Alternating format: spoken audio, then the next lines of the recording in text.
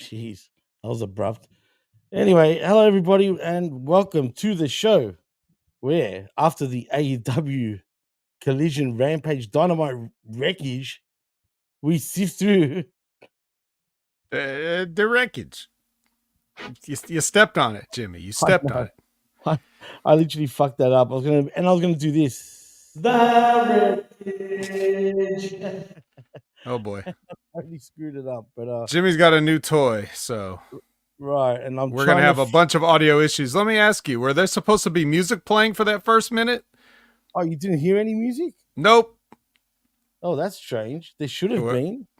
Well, I don't know if the people heard it, but I couldn't hear it. Oh, that's bizarre, man. The people. The people. Tell me in the chat if you guys heard the music. If you didn't, I'd like to know, because then I can troubleshoot in the future.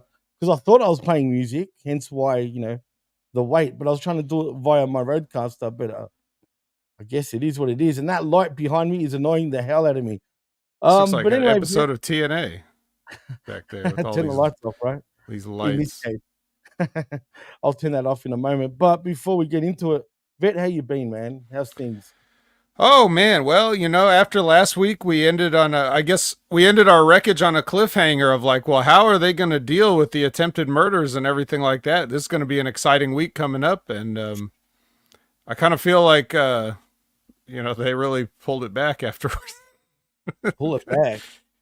Dude, how do you go, like you just said it yourself, how do you go from attempted murder, literally, to now everybody wants to face this guy, and we'll get to that in a moment. But dude, even the whole and like I said, we'll get into it as we get there, but even the whole way of Darby and Moxley, even like that match and how it got made, was just silly in itself when you really think about it. But I'll give you my actual opinion on that when we get there. But just a lot of this shit that is kind of silly, kind of lazy, shall I say. At least put some more effort into this. If you're going to do some sort of angles like that, put some effort. You don't just do something like that and then that's it. We're just going to go and find out if he's in condition to wrestle anybody. You got everybody talking about plastic bags as cinder blocks, and they even, I'm not going to say like it could just be a coincidence, but the Dynamite numbers went up. So you're talking about you're all the people talking at least moved something in a positive direction, but if they tuned in to watch, I don't know if they're going to continue to watch. I mean, we'll sift through it, of course. But that's the issue. We got one company doing too much, and we got one company not doing anything at all. We got which is WWE. We got TNA, who's riding the back of WWE right now to any sort of relevance through their developmental brand. You got other companies that are just struggling to get noticed. Who's talking about NWA right now? Who's talking about MLW right now? New Japan fell the hell off a cliff. Like, everybody's got their own sort of issues. The only difference is the one company that's not doing absolutely jack shit of fuck all is the WWE, and they're raking it in right now. And the people seem happy to be there. They seem happy to work there. They seem happy to buy a ticket to go there. And what are they even doing? They're not doing anything. They're just putting on matches that are at least as uninteresting as the ones we see on Collision and Dynamite every week. But yet the people are just going out of their minds for it. So it really does go to show you how people can mark out for stuff if you present it in a way that makes them feel like they're having fun. So, one company looks like they're having fun and the people are having fun. The other company's busting their ass and people seem to be caring a little bit less by the week and by the month and by the year. They're spending more money on it. They're getting less return.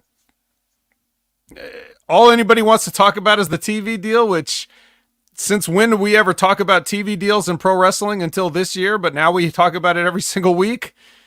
When was the last time we talked about it? We were asking WWE, when are you guys going to announce your TV deal? Never. But you know what's funny? Everybody that's talking about the ratings has got to stop doing it, man. You're the one that woke me up to it initially. And then I thought about it. How the fuck does ratings really matter anymore? Honestly, it doesn't matter. It doesn't. And I'll say not to why. us. It doesn't matter to us. The people that are talking about it, yeah. The networks, it definitely does. But what I mean by that, and I want to clarify, is that WWE is doing record numbers right now in terms of money, profits. You know, I mean, they're selling out buildings again. How can anybody tell us that they're not successful because they're only doing 1.5 to 2 million a week? Well, the papers say otherwise. You know what I'm saying? So we should probably back away from that a little more. And all of us are guilty of it. Don't get me wrong, but it's not as much of a big deal as people like to think it is. Because I mean, at the end of the day, sure, with AEW it matters. They need TV, obviously. You know what I mean? So it's not about the ratings more so. It's just the facts for them. They need television. As long as they're still on television, they're safe.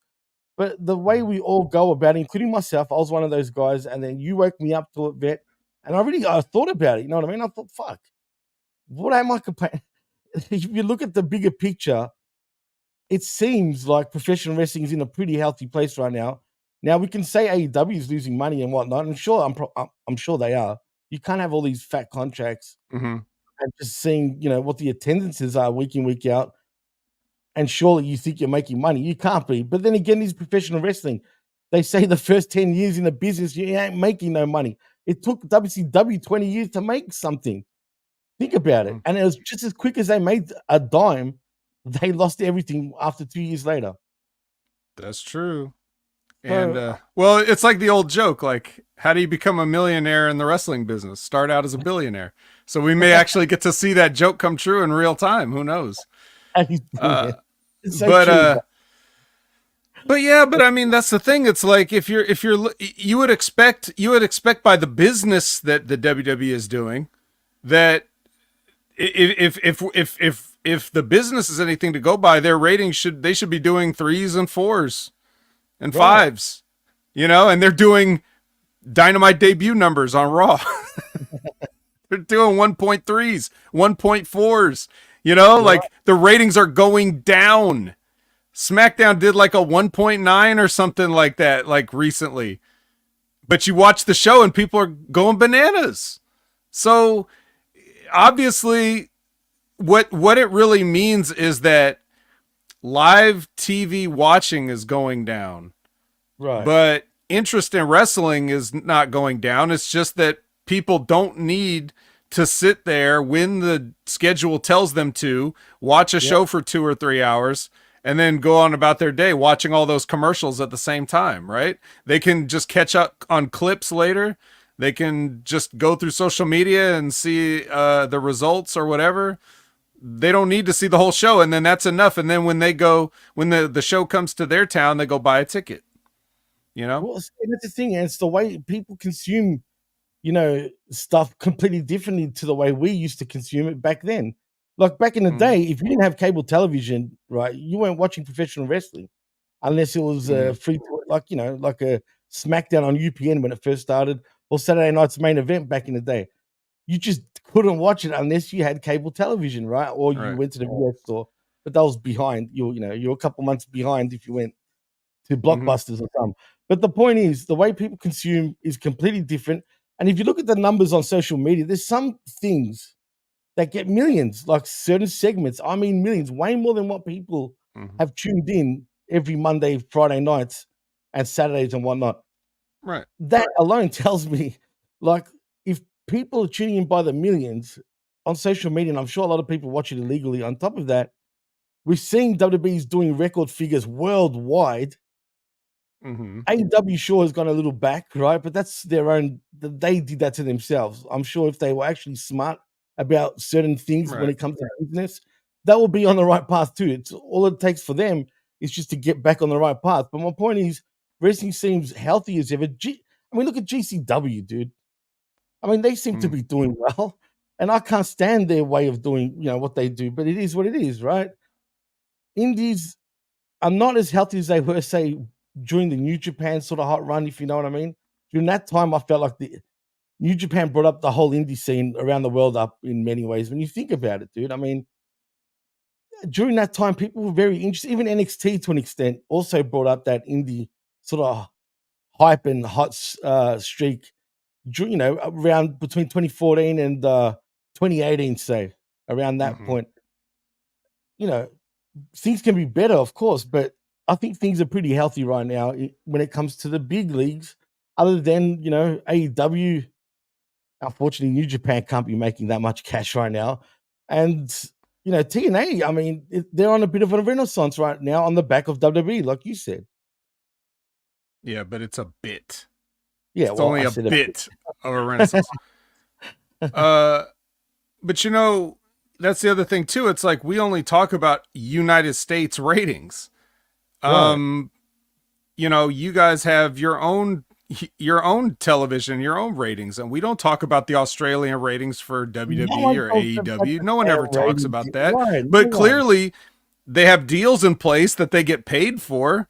Absolutely. Anywhere that you're broadcasting your program, they have to pay a fee to have the exclusive licensing for that broadcast. So but nobody wants to talk about those deals too. Like there's income coming in for everybody, but people only have narrow focus, and it just goes to show you the larger picture as far as not just wrestling, but if you just look at the way the entire world processes information, it seems that the only information is filtered through somebody's agenda. Wherever you're going to get your information, whether you think it's an unbiased source, but there's always some agenda in place, and people will take information out of context to prove a point. So it's up to everyone to have a broader perspective of what's going on in the world and in their own life. Like you were talking about just a second ago, you were talking about back in the day when you had to be there for Saturday night's main event. Like that's on late night.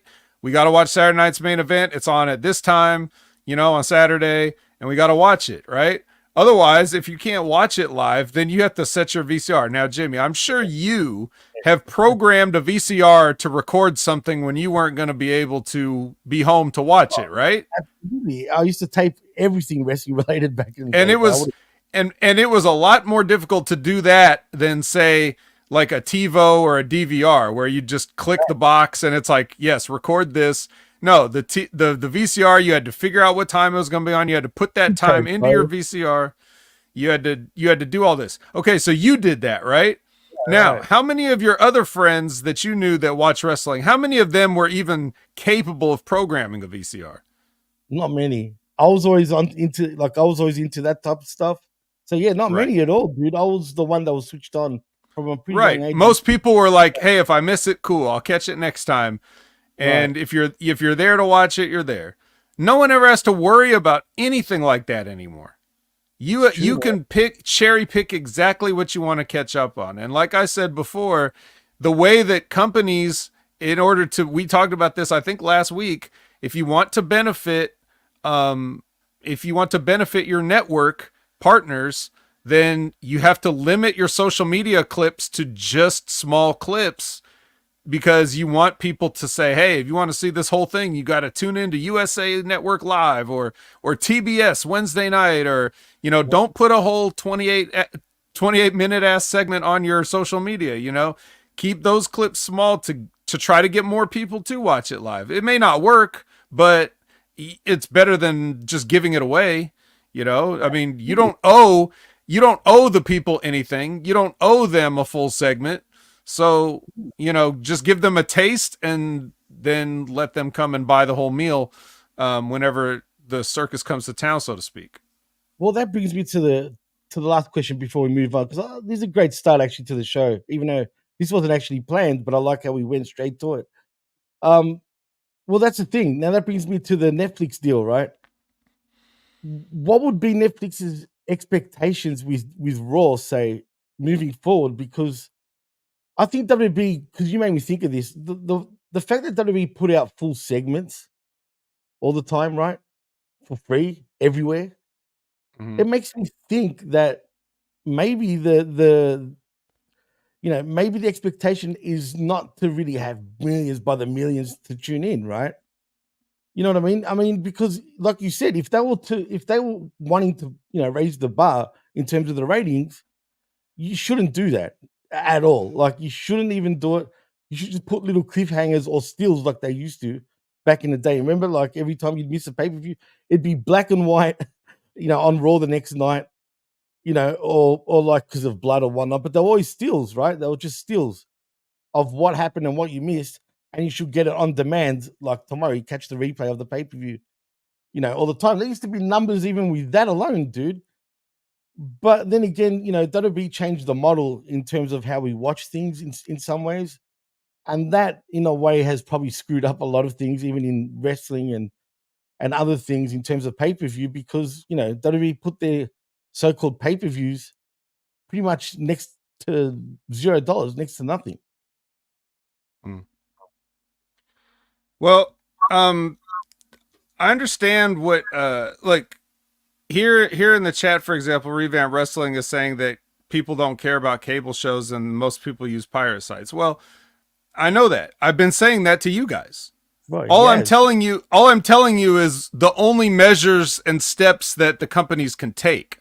I'm not telling you that it's going to turn anything around. I'm not going to say every pirate is going to just immediately start watching cable. I'm not saying that. The idea is to get people who have cable and aren't watching the show. Maybe if you tell them that Monday Night Raw is exciting, that they'll watch Monday Night Raw.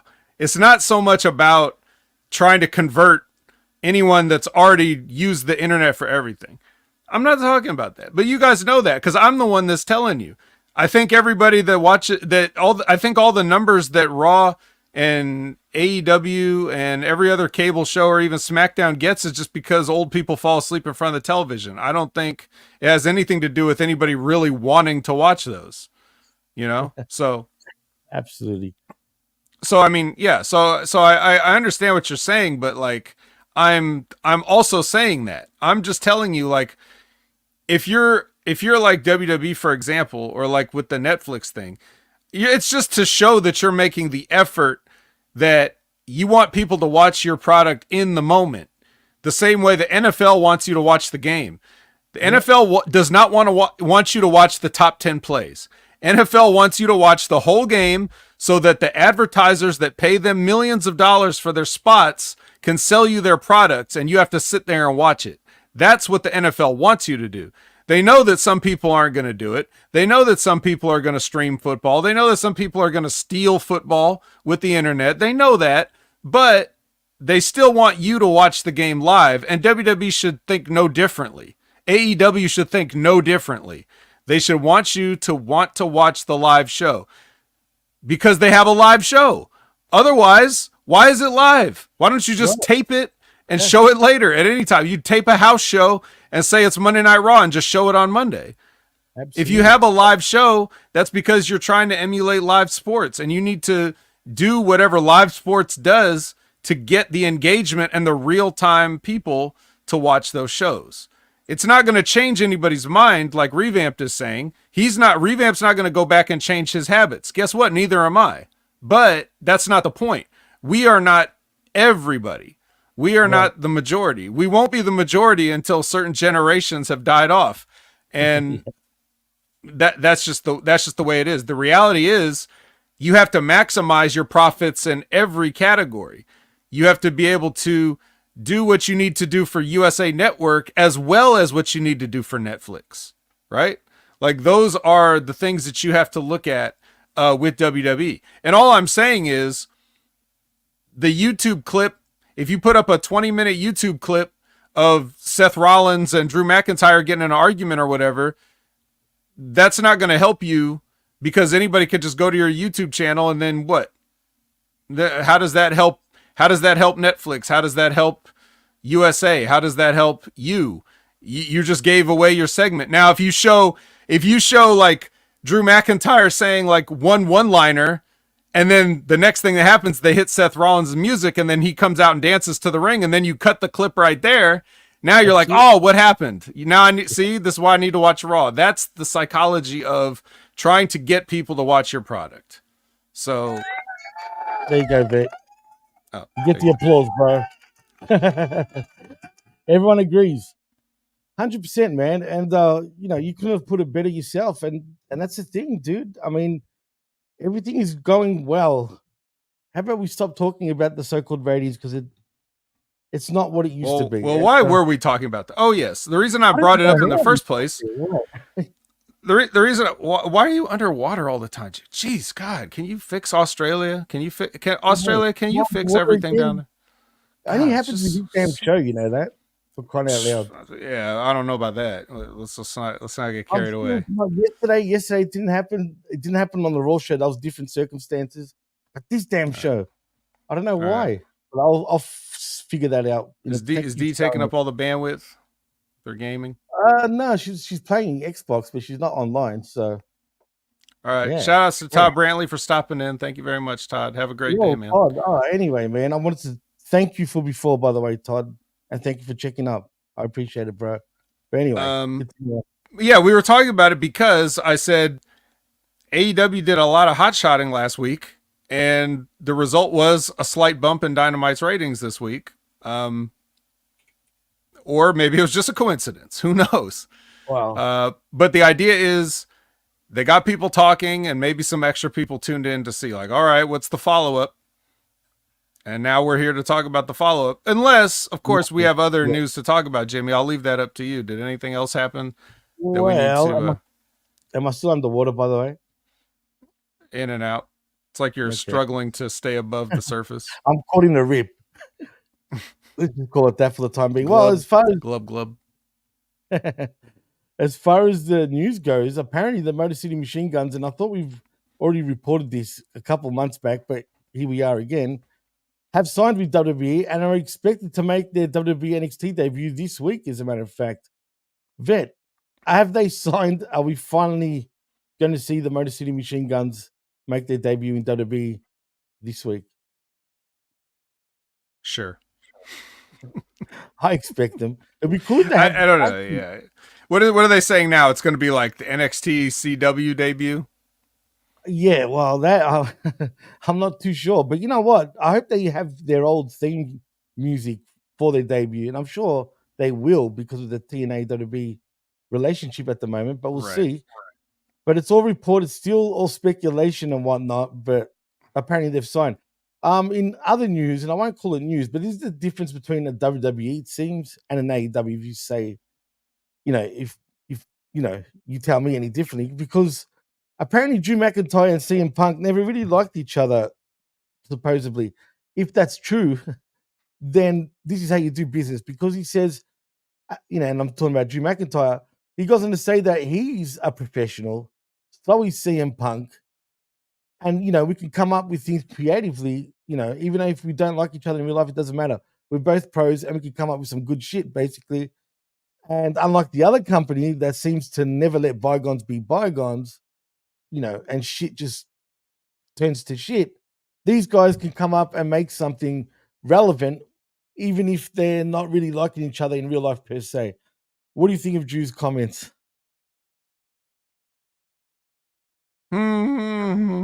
Well, I mean, obviously, I'd prefer that they just don't breach this topic altogether.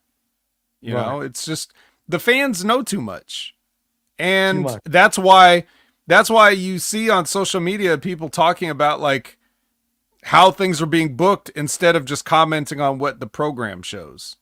You know what I mean? Like, I don't remember people talking about when Game of Thrones was on. I don't remember people talking about Jon Snow's booking. They kind of just went with the story, right? But now all the fans that want to be smart are out there talking about it. And then we get all these podcasts and things of these interviews, which is where all of our news comes from half the time, is just some wrestler goes on a podcast that talks to Chris Van Vliet, the male Denise Salcedo or whatever, whoever they talk to. And then that just becomes stuff that they say on there just becomes news headlines. So I'd rather people just not try to ask Drew McIntyre about his relationship with CM Punk, because that's a Mark-ass question. And what's he going to say? He has two options. He can either say what he said here, which is like, hey, look, we come up with stuff, and that ruins it, right? Or you could say, oh, no, we're totally cool. This whole thing's a work, and that ruins it. So there's nothing you can say that doesn't ruin it. And if you say, no, this is for real, everything we've done is real, and we hate each other, nobody believes you. So you ruin it. It's true. So how about we stop doing these presses, folks? Let's just stop altogether. That way we don't get caught in these situations, right? Speaking of what let all these guys run their own sheets, and don't give them the opportunity to get a live mic and ask a dumbass question. Absolutely, I agree. Also, that brings me to, it's funny because I asked you this off the air a few days ago, but you just reminded me. Our very own Bin Hamin made the dirt sheets last week. He was all over the place. And the funny thing about this, I kept seeing this article popping up on my feeds. I never clicked on it, but I didn't know it was Bin that came out with this, and they credited Bin for it. But I just kept skipping past it because it was getting posted everywhere. And I'm like, I don't believe that. I'm not even going to click. It's clickbait, right? Until finally someone posted it, I think on the Russo page. They said, hey, Bin made the dirt sheets, right? So I clicked on it because of that reason. And to my surprise, it was that same article that I was actually trying to avoid the whole time. And apparently, if you listen to the Friday Locker Room last week with our very own Bin Hamin and, of course, MSG, he went on to say that he thinks that Triple H is going to get pushed out. Endeavor's going to push out Triple H eventually. And all the last remnants of the Vince McMahon, WWE, if you want to call it that. Personally, I don't look. I love Bin. I don't buy that. I said this to you. I don't buy it one bit. I don't know why even the dirt sheets ran with it, because really, I mean, it's just an opinion, right? That's his opinion. Now, unless he knows something and that we don't, that's one thing. But I just don't. I don't understand. I don't see it, man. It's not like they got rid of Dana White, right? I mean, Dana's still, and he's a piece of shit. Let's be honest. I mean, he's done a lot of bad shit, but they're happy to keep him along. I think if you were to get rid of Triple H, I think the fans would even get upset about it. So I don't know, man. Where does he come up with that? I have no idea. But if he's right, boy, I'll be more than happy to say I am dead wrong and I know nothing. But I don't get that impression, like the impression that he gets. Do you feel any way? Is he onto something? I don't know. Well, if you listen to the Raw SmackDown review on the brand, that Russo, Ben, and Stevie do, that's something that's right, channelattitude.com. That's something they've been saying since the Endeavor. Yeah, they've been like, I know Russo has said that. He's like, he just figures they're going to get rid of all the old, all the old guard and everything like that, right? I mean, to pull back the curtain, I think my response to you was a very simple, like, I doubt it, but anything can happen, which is as honest as I can be. Like, of course they could, I mean, if they wanted to, or if they feel that they could do the same business without any of the people that are there now. I don't know what benefit it would have to remove Triple H or anybody else around there if they're still useful. I mean, you just probably have to replace them with somebody else. But if business is good right now, there's really no reason to. If you want to talk about conspiracy theories and everything, some of you guys may remember that when a lot of this was happening, where, it was like the Endeavor, it was the Vince McMahon, now then the allegations, and then the pushing out and all this other stuff. If you remember, I said, it's like, well, if you really look at the timeline of events, it's a very fun notion to think that it's Triple H that is part of getting rid of Vince McMahon, because we all thought many years ago that one day this guy would be sitting where he is. And it also seems like he was content to wait his turn, let Vince do his thing. And when I'm sure he thought he would leave it to like himself and Stephanie, or just Stephanie, or even Shane and Stephanie, and that he would be involved. And I think Triple H has always wanted to do more than just be a wrestler. I think this is the dream job that he's always had. And this is what he planned on doing in his retirement. And when it looked like that wasn't going to be the case, he was probably very disappointed. But then on the other hand, he probably didn't foresee the fact that he would have a heart attack and then that Vince would go in and destroy NXT, which was kind of his thing. So I don't know that this relationship that Triple H and Vince have had over the years has been all hugs and smiles and everything else like that. I mean, do we even know that Vince ever forgave Triple H for marrying his daughter in the first damn place? It seems like Vince wanted to half-ass marry his own daughter a couple times. So you know, there's always been heat there to varying degrees, and I think everybody was just going through the motions and working each other because they thought everybody was going to get what they wanted in the end. And then when it turns out that, hey, wait a minute, I waited my turn. I was a good son-in-law. I did everything I could to help. You did everything you could to drive this business into the ground. And then when I have a heart attack, you're going to take a sledgehammer, pun intended, to my baby. Yeah. All right. Well, I'm done waiting. And then all of a sudden, you know, maybe some people were put in contact with other people and we got the ball rolling on a few things because we have some insider knowledge. So this all could be just a cerebral assassin type of move in the first place. Now, I'm not saying that I believe or disbelieve that, but it is kind of fun to think about the timeline, right? So if someone tells you this, yeah, so if you were that instrumental in something like that, say, maybe we just keep you around because you helped us, we help you, and now maybe you got a job as long as you want it because you clearly know the business. We'd rather not try to teach somebody else this stuff. So yeah, just go ahead and run it. And then maybe if business falls off a cliff, maybe they blame Triple H and maybe then they get rid of him. Then that makes sense, right? Absolutely. And there's the answer right there. You don't even have to say yes or no. You just explaining all that should give you your answer, man. It's not hard to figure it out. So yeah, there's that. Thank you for actually reminding me of that time too, because I totally forgot about that. But you reminded me it's exactly how and why. I mean, I would have done the same thing. He's a piece of shit, Vince. It's simple as that. I mean, say what you want. You can bow to him. He's just a piece of shit, and he deserves. He's gone.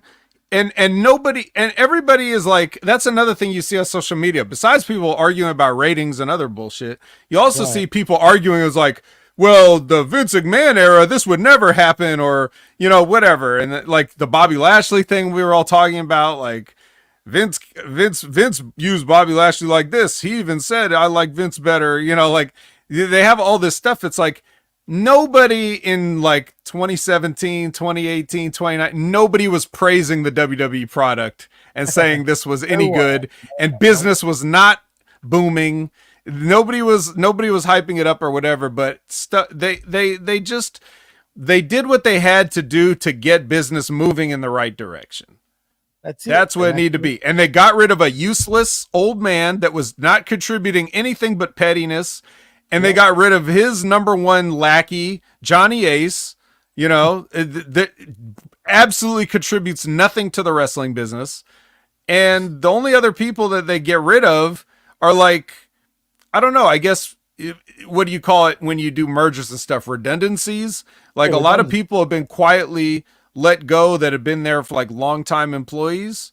It could just be like the fact that, we just don't need you anymore. We have our own people for this. That's like a common thing that happens in mergers or takeovers or buyouts or whatever. Like it does kind of suck, but you know, but those names aren't like, you know, headline worthy names. They're just, you just quietly hear somebody that's worked here for 30 years or whatever has just been let go.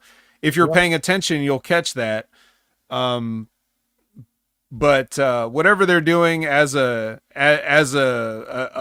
whatever Endeavor is doing as a company to sort of do the house cleaning or whatever, it's a little bit ruthless sometimes or whatever. But the important thing is, to me, all I really care about is, number one, I care about the boys and girls, the men and the women, being able to come to work and not have to worry about walking on eggshells and a bunch of stupid petty bullshit. If they're having fun right now at WWE, just going, hanging out together and putting on a good show, if they're having fun, that's the most important thing to me. Absolutely. That's what it should be like. Everybody there should not have to be worried about, oh, I don't know if Vince is going to like it if I say belt. Like, we don't need, yeah, we don't need any of that, right? So that's the number one most important thing to me. I don't give a shit about the creative. Oh, the creative isn't, I don't, who cares about the creative? It's a la carte. You like what you like who you don't like what you don't like. It's like I said before at the start. WWE's doing absolutely nothing. It's boring, it's predictable, it's formulaic, and the people are going crazy. So as long as the people in the audience and the seats are having fun and the people in catering are having fun, then that's the best thing. And whatever it takes to maintain that, because I'm not making any money off it. So all I care about is for my, my brothers and sisters to be happy. Absolutely, man. Again, Vet, that was perfectly put, bro. Absolutely perfectly put. As far as other news, I was looking into my wait, Jimmy. Speaking of my brothers and sisters, you hear who just got signed to a Legends contract? Yes. You're talking about Victoria now? No. Oh, which one? Oh, wait. Armando Alejandro. My name. Yeah. Ha ha. That's right. We called this. Hey, I hate to say it, but did we not talk about this a couple of weeks back? I don't know. Did we? We did. Actually, it could have been me that brought this up. Funny enough. I was saying that they should bring back Armando Estrada back to at least be, say, what's it called? Like either Jacob Fatu's sort of, mouthpiece. Look, Jacob Fatu can do a promo, though. Don't get me wrong. He's actually half decent. But also for his son, as in Omaga's son, Zilla Fatu, if he's close to, debuting, and I'm sure he's not the best promo guy. Heck, I've never actually heard him talk. I only see him wrestle, right? That would make sense. Or heck, I've also said yesterday, ironically, on the Smack Attack, that maybe even pairing with someone said in the chat, one needs a what's it called? I think it was revamped actually. One needs a translator, and the other one I can't remember what he said. But basically, that made me think maybe they should bring back Armando for, even though he's not really Spanish, for Andrade. You know what I mean? I mean, Andrade needs a mouthpiece big time right now. So either way, I do think we're going to see him on television again somewhere, somehow. And them signing him to a Legends contract, which they don't have to do, I think brings up an interesting time and point, because for them to do that for now, I think they got something up their sleeve, and they're just going to make sure that they have him there in case they do need to bring him back on television. Well, to me, of course, he could definitely contribute, but I don't think that's the reason. I think the people that are on Legends deals, it's just for merchandising purposes. Right. And the reason that's him, because obviously the WWE did not appreciate him. No, he was great. I loved him. Like, yeah, he got heat because he was trying to get Umaga over, and he was getting over too, and they were mad at him for that. So he doesn't have the greatest history of, and that's just an unfortunate thing. When you do your job too well, you get heat. I know it's hard for fans to understand that that's even a possibility sometimes, but it just is. It makes no sense. It makes no sense if you're sitting outside the business. It doesn't make sense when you're in the business either, but you see it happen so often that you just understand that. So he was a product of being too entertaining and too good, and he got heat for that. So, he's had, I think it's more so because I think the reason he's getting a deal now is more so because of like the family looking out for him because of what he did for Umaga and for being tight with Umaga and those guys being bros and family like that. And it's like, hey, let's do this for him. Like this is the Samoans kind of. I'm just Loyal- guessing, right. No, you're right. They're but very it's the loyal people, Samoans right? using their stroke to do a favor for somebody that deserves it, or they got short shrift on what they could have had contributed this whole time. So I came up with Has. So he's one of my bros from Wait. OVW.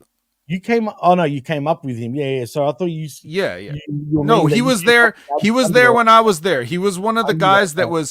that was, you know, kind enough to share knowledge with me when I was starting out and Good. everything like that. And he's always been a great guy and a very good entertainer.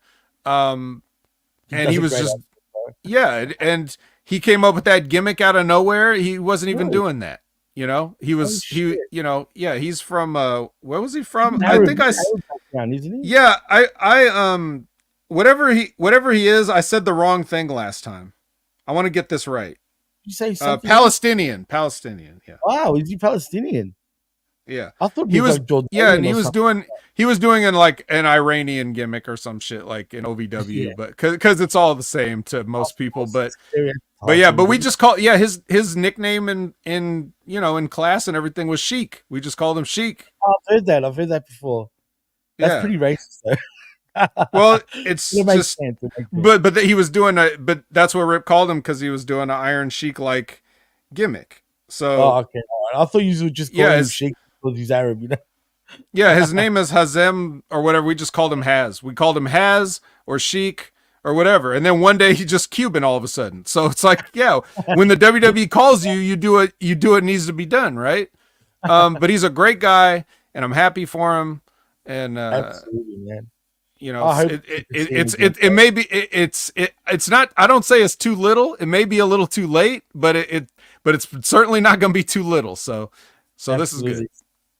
My name is Armando, and everyone used to, do it in the background. I miss him, dude. I think he'd be a great manager. We need more of these guys, to be honest, man. Just having Heyman is just doesn't really cut it. We need some more managers that were actually half decent, man. And he was better than half decent. He was actually great. And he really, even though you think this slimy Cuban sort of manager being the manager of like some Samoan bulldozer, on paper it probably looks whack, right? But for some reason it fit, it worked, and it was great. I think I definitely didn't appreciate those times like I kind of do now, because yeah, it wasn't that good back then.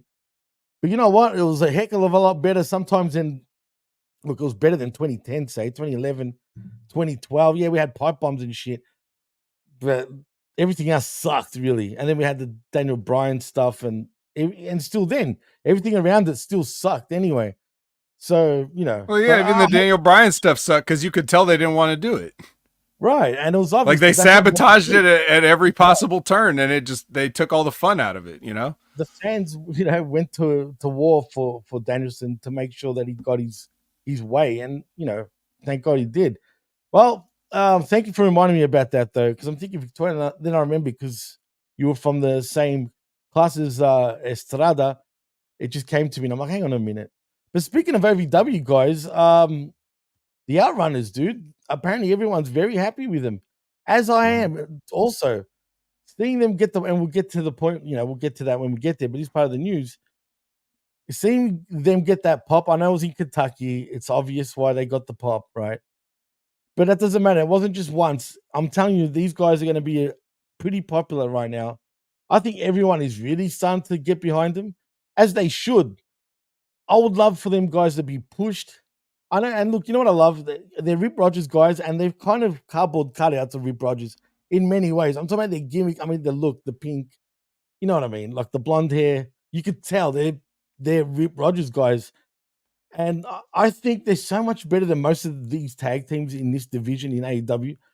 And I put MXM too. I love those guys. I never used to, but I do now because I don't know. I don't know why I like them these days, but them two teams in particular, I think could be great in AEW if they actually allow them to be great. Will they? I don't know, but I've got a feeling that the runners will get a decent push, hopefully, because they friggin' earned it, bro. They're so entertaining to watch. I love their vignettes. I love everything about him, bro, is just so good. And speaking of Rip Rogers, apparently there's a GoFundMe out there for Rip Rogers needing surgery. Chris Jericho posted that. So if anybody can go and donate something for Rip, I don't have the address on me just yet, but I will by the end of the show, and I'll give it out because he's needing surgery, right? And he doesn't even go out there and say, "Give me your money." He's not that type of guy, man. It was Jericho that actually posted it, to my surprise, because I've been tuning into Rip's show lately myself, and I don't hear him talk about it really. You know what I mean? So, do you have any news about that? No, it kind of came. Well, I had heard him mention something about his leg, and then I didn't really. He said that a while ago, so I just thought, well, if it was serious, he would have took care of it.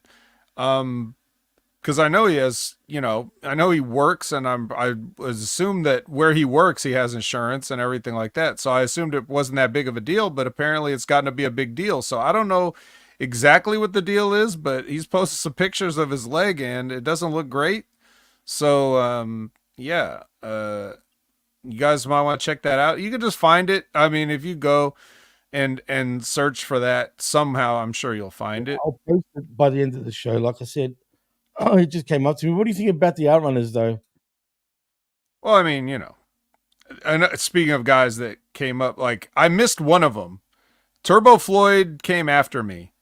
Truth Magnum was there with me. So like it's great to see, him getting getting this like all this hard work paying off, that was so long ago, Right. it's Amazing, bro. it's, Amazing. yeah, Man. bro. It's like, 19 years ago. I mean, I don't know exactly when. Maybe for him it's only been like 17 years or 16 years or something like that. But I mean, for me, it was 2005 the first time I walked through those doors. It seems like a whole lifetime ago. It was a whole lifetime ago. So like finally, getting to be on this stage and this platform is great to see that, it's like to see him with that, or to see Has get a Legends deal, like after all this time, it's like, right? it's taking Serena Deeb's on TV. Like why does it take 20 years for all these talented people to get a little bit of recognition in this business? That just goes to show you how much of a fucked up monopoly the WWE's had over the wrestling business, and how being talented didn't mean anything for so long, Politics, it is what it is. And I just want to, speaking of politics, the king of 2K24, Aaron Benchtimer, says, why injecting politics to wrestling? Because that's what wrestling is, dude. I mean, politics and wrestling go hand in hand. I'm not talking about the politics with the boys. I'm talking about, wrestling mirrors real life in many ways and what's going on. Well, well, yeah, but that's an old way of thinking, because think about it, bro. What happened when we tried to have some politics in football? Everybody lost their damn minds, right? So this ain't, nobody believes this shit anymore. So there's really no point in it. Yeah, if wrestling was still believable, then that's one thing, but everybody knows it's the fakest shit ever, and everybody's talking about it and exposing it. We're about to expose it here for the next, hour and 10 minutes, whatever it is that we're going to do the show. We're going to expose how fake wrestling is. There's no point in trying to bring real world politics and get people upset. So I think we just need to leave that shit out, as my personal opinion. Yeah, well, but what I'm trying to get at, wrestling was based off all that bullshit. That's what sort of brought it to the table. Wrestling's based off separating simple people from their money. That's what wrestling. There's that too. That's what wrestling's based on. So see you, Lab Rat. Sorry to break the news, bro. we finally told him. We tested out phony wrestling on Lab Rat, and that's what finally did him in. It worked. Nah. Yeah. Anyway, well, look, that was all the major news. Unless I'm missing out something, I don't think I really am. Everything else is just blah blah. To be honest, there's nothing else really that I think is worth touching on. I think we already touched on the things that were worth talking about. So in saying that, it's a time we put the gloves on, Vent, and start sifting. Let's do it. Oh boy. I wonder how quickly we can run through this. Oh, trust me. If you really want me, well, yeah, we can do it quick if you want. Let's see how quick. Well, okay. So when last they left us, we saw, a needle in Swerve's mouth, and Hangman Page gets his hand raised. And if you really want if you really want to know what I think, because look, I didn't have time to watch All Out. Like, I only watched that one match. Oh, what do we have there? No, it was a needle. It's a pump. It's a okay. pump. I was gonna say, yeah. since it's 240p, I don't know if anybody can make that out. But damn it! I was gonna bring myself back in quickly just while you talk about that. All right.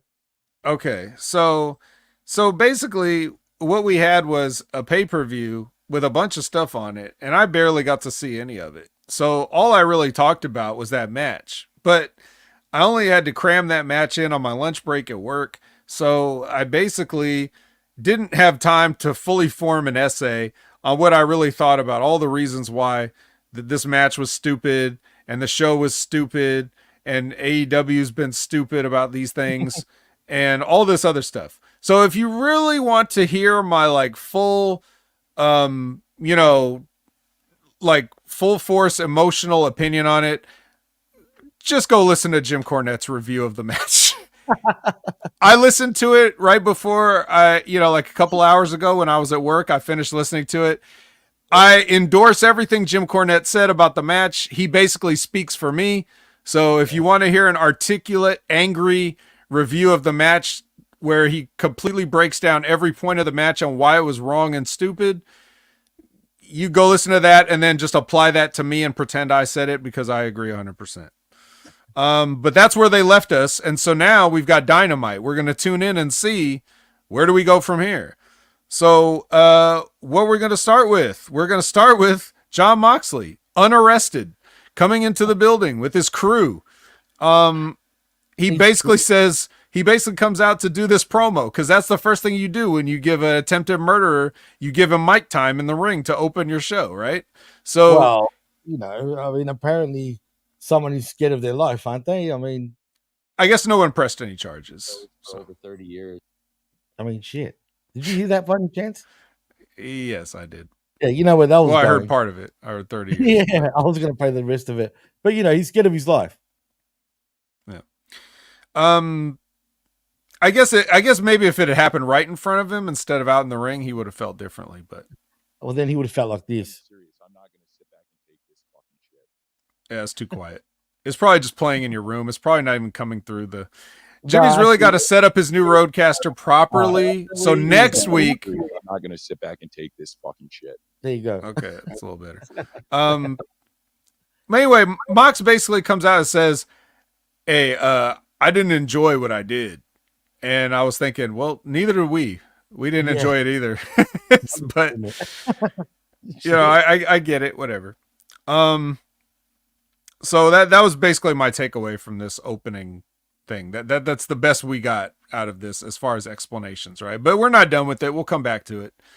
But that's just how they open the show. And then Tony Schiavone calls the patriarchy out to the ring, and they do a thing. The patriarchy does a thing. Obviously, that's all the notes I made, because once Christian got in there and started yapping, I tuned out. This was all the way back on Wednesday. I don't remember a thing he said. Does it matter? Well, like for you, it doesn't matter. I watched it back to back. I thought to myself, it'd probably be better if I watch both shows kind of on the same day. So that way I'm more fresh in the mind. But no, all he said, he's got that money in the bank. I don't know what you want to call it. He's got that money in the folder. Yeah, money in the folder. That's it. Money in the folder. And essentially, he's challenging Danielson for the championship like everyone else is. Right. So I don't know what McGuinness ends up, we'll get to that. But yeah. He's saying they're basically saying like he's not cleared to be in a championship match. But so yeah, that's all he's saying. But can I ask though, Vent? So does this like literally, does it work like Money in the Bank? Can he cash it in whenever he feels like it?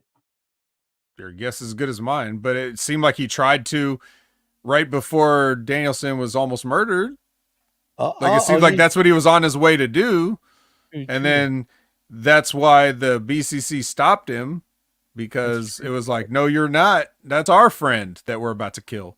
Well, they haven't made it clear yet, because I still don't understand how this shit works properly. Someone maybe he just went. Maybe he would have went out there for nothing. Maybe he would have went out there and told the referee to ring the bell, and the ref's like, "That's not how this works." Maybe we'll never know now, because we just know that they probably weren't going to try to asphyxiate Bryan Danielson. So, but anyway, so whatever. Who cares? Don Callis family with Renee, and then Will Ospreay's there, and I guess this is the Kyle Fletcher and Will Ospreay team up. Yeah, I'm gonna call it Back Ozzy in the Ospreay. family. Yes, Ozzy Ospreay. That's what he should be called. That's his new name. Forget Kyle Fletcher, Ozzy Ospreay and William Ospreay, the Ospreys. What I hate about this segment, bro, like, first of all, he's like, nah, I can't, blah, blah, blah, blah, blah. You owe me a favor, remember, blah, blah, blah. And then fucking suddenly, because Kyle says it to him, come on, man. I've never won a belt ever in this company, even though he was Ring of Honor television TV champion, yeah. Right. Come on, man. I just want to. But in this company, in this section of the company. Anyway, because he says so, he's like, yeah, bruv. Yeah, let's go and get it, bruv. You know, the Ospreys. Let's do it. Cool. It's stupid, though. I don't like the way that played out. Yeah. It's kind of corny, but it gets worse. Where are we at? I seem to have accidentally scrolled down. Let me go back. Okay, next we're going with Little Brooks Jensen versus Leo Rush. So we're going to see a theme here. Starting with this week, we're going to see a theme. And we've kind of been seeing it. But we got Leo Rush and Lil Brooks Jensen. And after Lil Brooks Jensen successfully defends his TNT championship, he goes in the back and drives his bus away. And guys, this is the short bus. You all know what the short bus is. You remember the short bus from school. That's the one with the handicapped and problem children rode this bus to school. Some of them had helmets on. I don't want to laugh, but you know. Yeah, so is this is that on purpose? Like, just because you spray paint it black or whatever, is it still not the special bus? Or as Cold Blooded says, dark short bus. Ah, that's true. Well, I've got a dark thing for later on. I would have done a dark bus. Oh, that just sounds like you drank a lot of soda and you gotta and burped. Yeah. But yeah, it was after he drove the bus away after comparing himself to Jesus. So like a little blasphemy too, just for all you. I'll tell you what's real blasphemy: the fact that truck is ready to like seize. You notice the smoke that thing's blowing out? Like seriously, dark smoke. But it's not dark. It's white. Funny enough. Still, it's a piece of shit, no doubt. What, the bus or Jack Perry? Oh, both. Okay. You know, and you can throw the goat in there too, whatever that is. Well, speaking of piece of shit, the unarrested Hangman Page is here with Renee. Oh, God, I hate this guy now. Yeah, now? Well, I was a fan of his originally pre-AEW. Keep that in mind. You were a fan of his. Let's all point and laugh at Jimmy. He was a fan of Hangman once. I was, weird enough. Jimmy was probably like, whoa, that's a cool clothesline. No, I never liked that. That's stupid, bro. Why do you need a flip to do a clothesline? How does that make it more like, you know? Well, stronger? you see, it's the centrifugal force and the the physics of the, and the mass times velocity, But anyway, yeah. So he's there, and then Jeff Jarrett steps up and he's like, "Hey, motherfucker, I'm a real cowboy, I'm the last outlaw." Right. Good on him, because every other... You should have just punched him in the face. I don't need to hear Jeff Jarrett calmly talking to anybody. Yeah, but at least he stuck up for himself, dude. Unlike every other idiot, they had multiple people with him. So 3 guys couldn't take on one dude. And then we see another 3 guys again couldn't take on one dude. Yet we got good old Jeff Jarrett. Ain't he great, though, still? I was sick-sotting on him. Yeah, but he's big for nothing. You know how I feel about that. But yeah, I'm just saying though, like it's so dumb, and people want to know why I liked Hangman. Look, I was a Bullet Club fan, big time during the time, so that's why I liked Hangman. So there's your answer, fellas. That was the sorry version. Yeah, well, no, that was after that. Long before that, long before AEW. I'm talking about, you know what I mean? Long before. And as far as the Bucks go, I hated the Bucks at first, and then I grew to like them, and then I hate them again. I hated Generation Me, by the way, big time. Well, who didn't? Yeah. All right. So Mox and friends attack a 6-man tag that's about to happen. They just go and beat up a whole 6-man tag match. I don't even bother writing their names down because it doesn't matter. They were only there to get beat up by the Moxley crew. I can't even remember who was in this match, to be honest, dude. Now that I think about it. I'm sure they outnumbered them, but they still lost the fight. It's so relevant. Because we've got the big bad doofuses these days. We've got maybe Mox and Hangman can stick together. Maybe they can become a thing. Yeah, we'll see. Learning Tree pulls up in a Bentley. I wonder if that's gonna play into something later. I wonder. We get a Ricochet match. Yay! Unfortunately, it's versus Sammy Guevara. Oh. Ricochet wins with the Ricochet driver, and then the Beast Mortos comes out. Yeah, it's the Gore. Yeah. Yeah, him. Well, what's his problem? What am I missing? Why has he got a problem with Ricochet? Because he smelled a fake luchador. Do you smell his fingers? He's like, I smell Puma in here.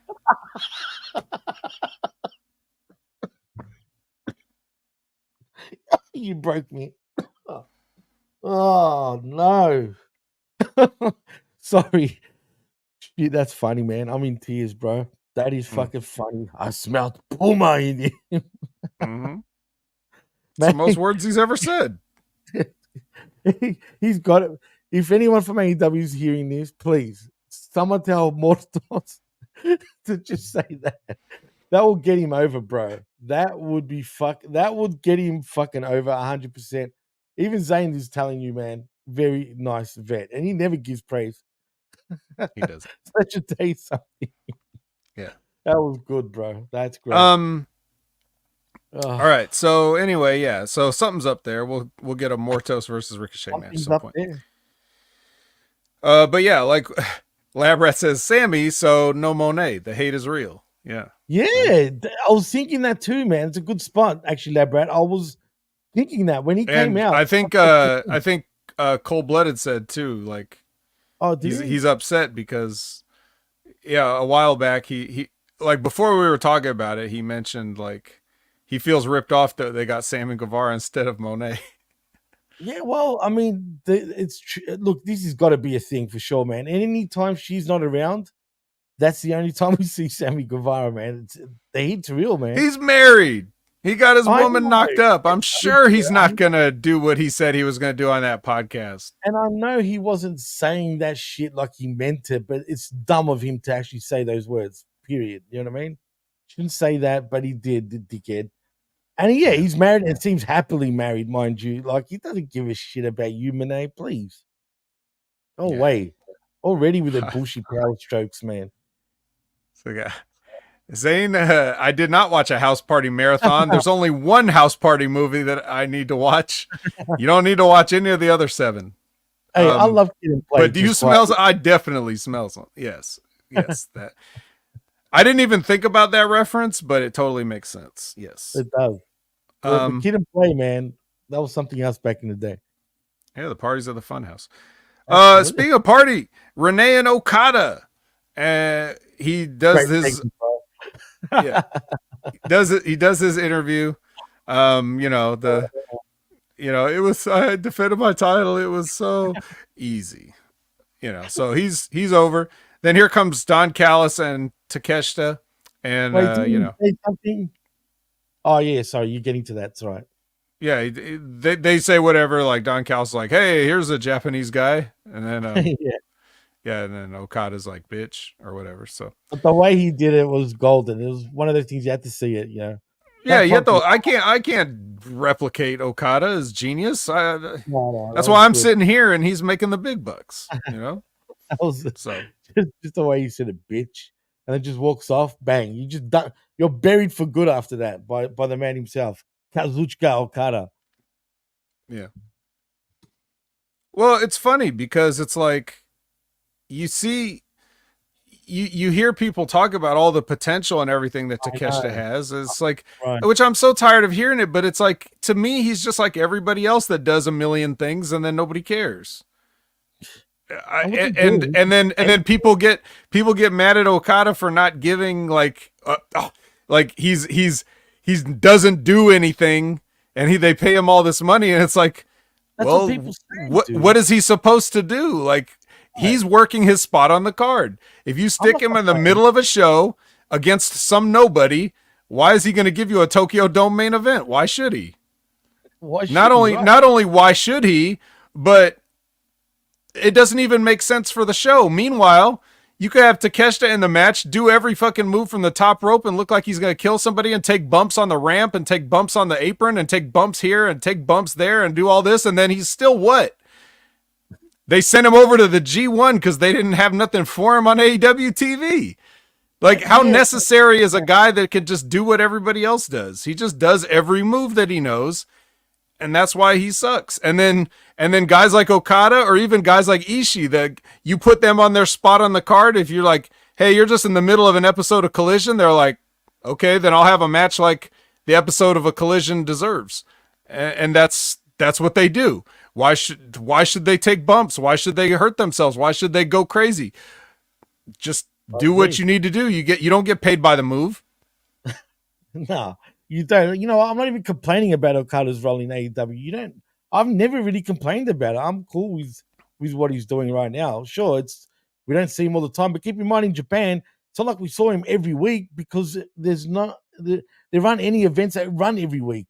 So, you know what I mean? It's not like, you know what I'm saying? I guess now the way we get, wrestling fed to us just constantly all the time, I guess we expect people to be wrestling and whatnot week in, week out, day in, day out. It's not like that, and he doesn't need to be doing that. So I was no, and if he was, he'd be doing even less. Right, exactly. So I've got no complaints, man. But Jay White, I've got an issue with whatever's going on with him. Yeah, well, he would be doing the same thing. A bunch of nothing.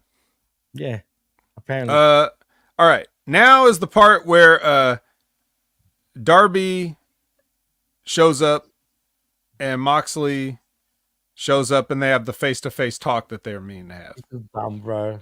But all right, you got some thoughts. You got some thoughts, Jimmy. Go ahead. I do. No, well, I know Darby's had one too many knocks to the head, clearly, right? But why would you give up your chance of facing the world champion to Moxley, who easily manipulated his spot to get that contract? Do you know what I mean? Clearly manipulated his position, right? Clearly thinks. I guess the story is that Darby is a bit, stupid, and Moxley's, outsmarted him just like that. I just don't like how someone that has an opportunity to get a world, championship shot decides to put that spot on the line to Moxley because Moxley felt, called him out about it. Well, what would happen if? Why am I hearing myself? Are you hearing yourself now? Really? Hang on. We're a professional show, guys. What about now? I don't know. So anyway, I don't even know why I would ever hear myself. Like, how the hell would I come through on the other end? Confuse me, bro, as well. Are you still coming through the other end? I don't know. I won't hear it until I start talking. Anyway, never mind. I'm not going to hold up the show. You guys just deal with it. So Darby Allin, basically, what's he going to look like if he comes out and Jon Moxley says, hey, give me your title shot? And he just says, no, you can't have it, and I'm not going to fight you. What does he look like? Yeah, but I don't know. Like I said, it's just more the Darby aspect of it for me. You know what I mean? Look, I get you, but can we do this some other way? Why does it need to be automatically for a title shot? Why can't it be just because they don't like each other? Well, I think if you really want to get down to it, the bigger picture is, why does everybody think that the AEW World Championship is worth all of this shit? Well, Like it drove Hangman Page crazy to the point that he burned down a man's house and filmed it. It drove John Moxley crazy to the point that he's going to take his friend Bryan Danielson and try to kill him with a plastic bag and then say, I didn't enjoy this. But he's only doing it for the AEW Dude, there's a million championships in this company. How could any of them mean anything, especially this much, that you would be willing to do all these things for it? You have not established the AEW championship to be murder worthy. I mean, you could say it's a nice prize to have in the business, but it's not murder worthy. It's just another wrestling belt. So I don't think that your storylines are outreaching the grasp of the AEW World Championship, or however I butcher that saying. Like, it's just not worth it. Like, the championship ain't worth it. It's not worth killing a guy over. Okay, so you killed a guy. Let's say you killed him. Okay, what if he succeeded? What if he was just trying to choke Daniel Bryan a little bit and then he died? Even in just a storyline, right? As a storyline. Oh, we killed him. I didn't mean to, but oh well. Well, why would the natural reaction be, oh, well, since you killed our champion, I guess we should give you the championship or at least have a match for it? No, you'd be like, arrest this man. Take him to jail. He killed my champion. I can't believe you do this. I'm trying to run a business here. Nobody reacts the way that they would if anything were even come close to approaching realistic. So, well, maybe that's their way of putting the title over. You got to die for it. I'll put my life on the line just to hold this prestigious world championship that's only been around for 5 years. Yeah. You know what I mean? And I've wanted it all 5 of those years. Like I said, Hangman Page already won it once. So what the fuck? So he went crazy because he lost it? No, I need the shiny belt. It's the only thing that goes with my butterfly pants. Like, well, I guess that's why you burn. Just go buy a replica one for $400 from one of these other marks. For $5, you get a plastic one. I mean, yeah, just say you're the champion. Yeah, go ask CM Punk if he'll let you have his. Hey, that he never lost. Yeah. Do you think he still has that belt actually? Yeah. So that's what I'm saying. So, anyway, regardless of that, I'm talking now we're in a la carte territory. Darby Allin's promo, A+. John Moxley's promo, A+. If you forget about what they're actually talking about and just look at the segment, this was good as hell to me. I thought. No, yeah. So as long as you don't think about it, right. These guys nailed it. I loved it. Unfortunately, it's surrounded with stupidity like always. But if we're just looking at it a la carte, and I'm no Moxley fan, I bury him every chance I get on here, but this was good. He wasn't pacing around. He wasn't doing the Fireman Fred thing. He wasn't actually. You're right. He's into his new character or whatever, and that's fine. So I still don't know what the hell this is, but still, yeah, we'll see.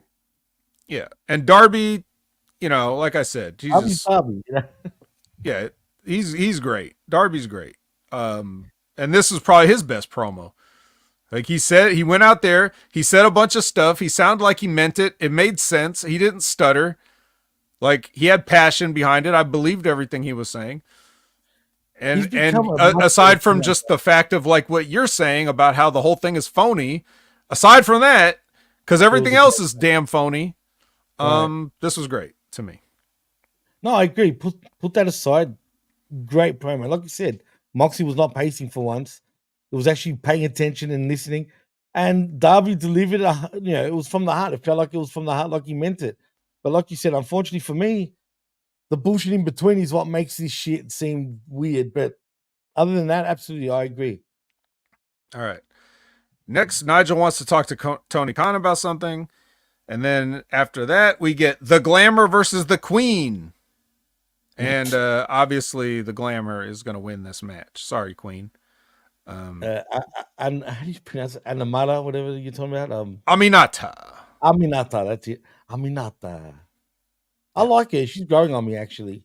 Since Yeah. the start, since Well- when I first started seeing her, compared to now, she's much better. Yeah. She's gonna you're gonna be seeing a lot more of her. For sure. But the main point is that afterwards, Mariah Mays wants she wants Mina to come back. She said, "Mina, come back." Hey, I'm cool.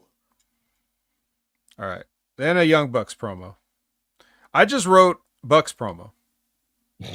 There's nothing added. Nothing. Yeah, they didn't significant. even they didn't say anything interesting, or it was very generic. Okay. Even I'll tell you what they did. They were playing up to the marks a little bit. You know how everyone complains on the internet about the AEW's tag team division is all the Bucks' fault and it sucks and all that. No shit. That's what they were saying. And all they said, their response to that was, "It's not our fault.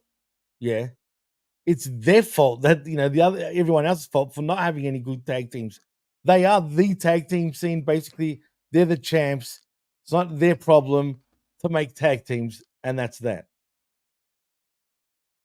yeah, but it is their fault for a shoot. It is their fault technically, but yeah." All right. Next is the Learning Tree versus the Learning Tree. I wrote Learning Tree with the jacket, meaning the spoiled jacket that had orange right. mimosa all over it. Versus the Iron Savages.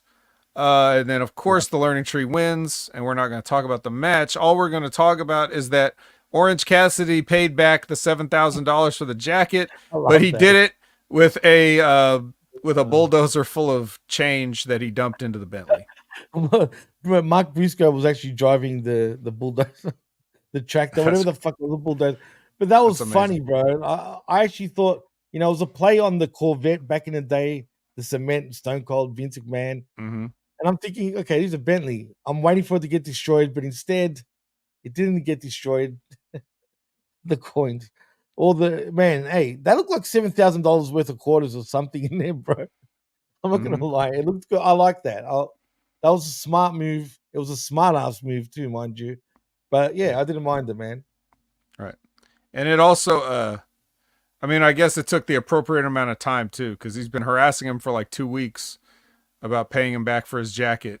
It wasn't like he just said. It wasn't like he said at the beginning of the show, "Hey, you owe me $7,000," and then like an hour later he drives up with this and dumps it in. Kind of like how Swerve buys a house and then by the end of the show, Hangman's burned it down. That was even that was dumb, just quietly. But anyway, yeah, good segment. I enjoyed this. This made me laugh. That's all that mattered. All right, so now Nigel McGuinness goes to the ring.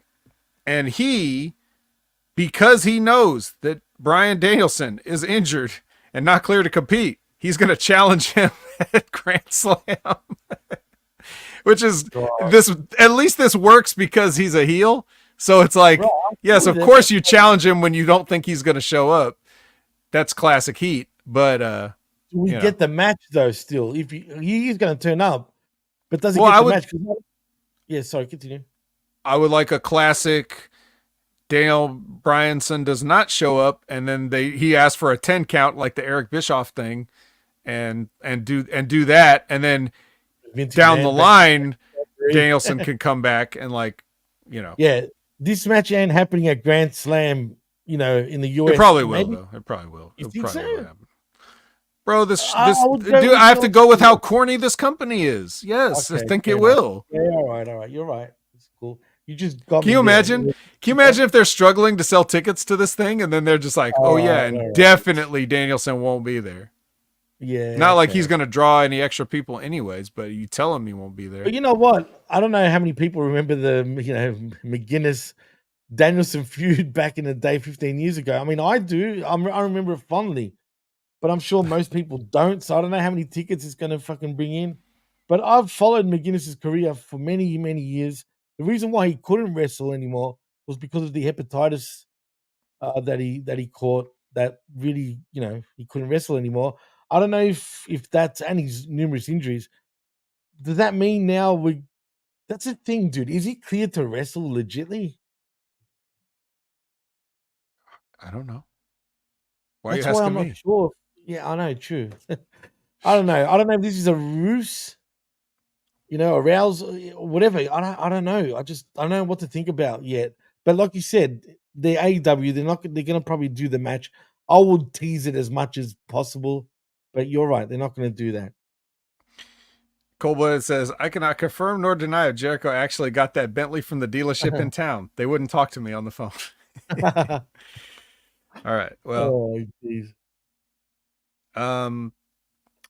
okay. Hook does he's got a little Hook video where he challenges Roderick Strong. I like this, dude. This is the best promo he's ever done, dude. Straight out. I'm serious. Okay. I actually do think this was the best he's ever spoken, dude.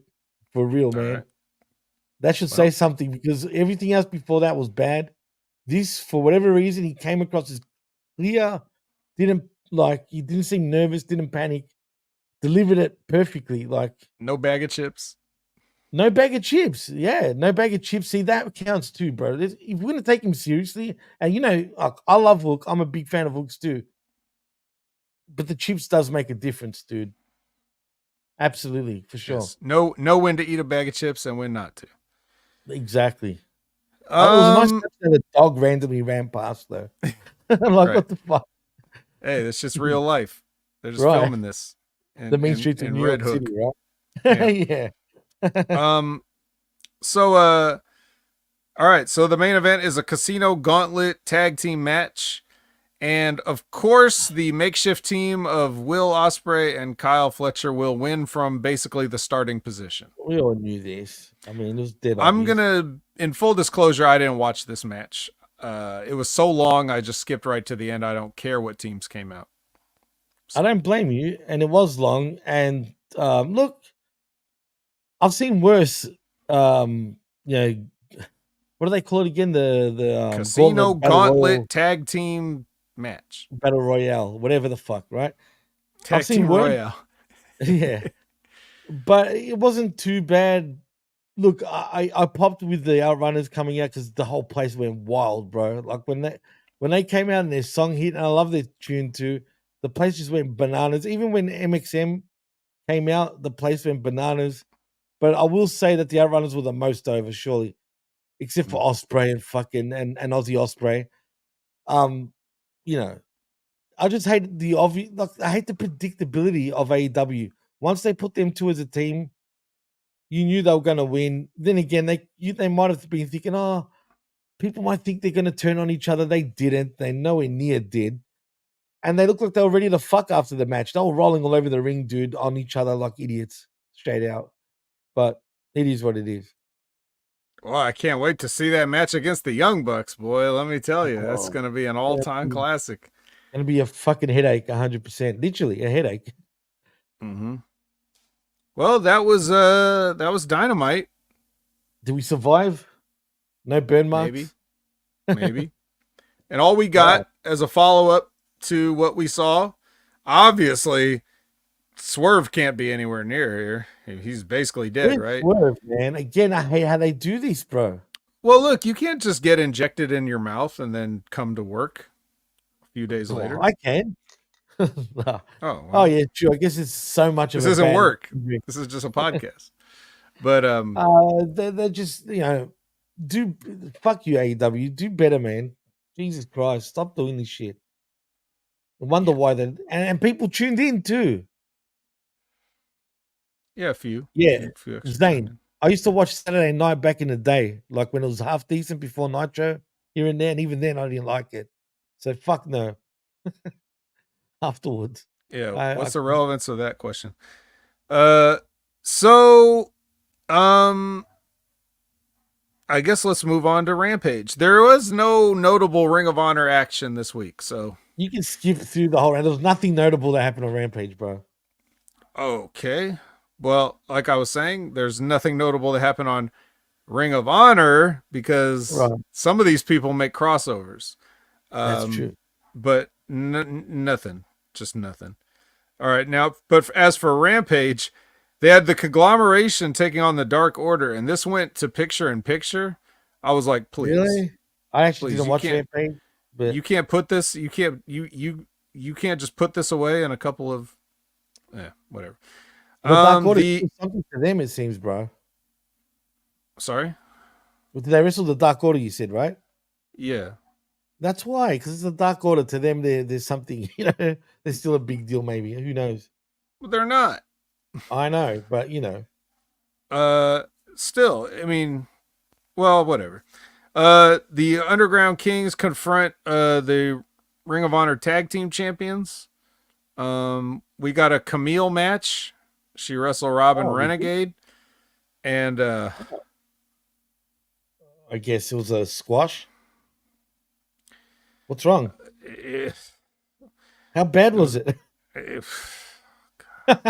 Now I'm intrigued. Tell me, please. Man, what happened?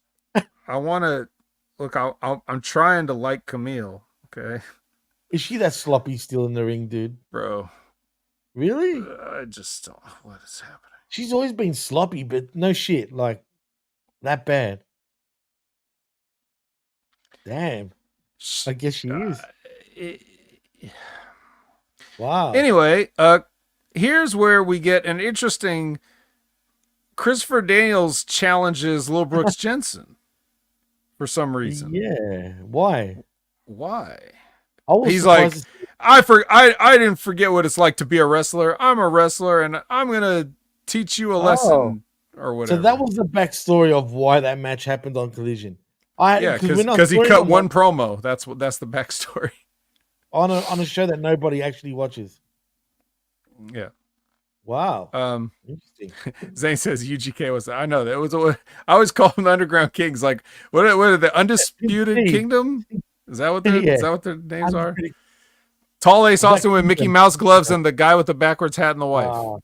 It was Pimp C and Bum B. That's who the UGK, the real UGK is. All right. Next was Roderick Strong versus Beef. Who? Beef. Who's Beef?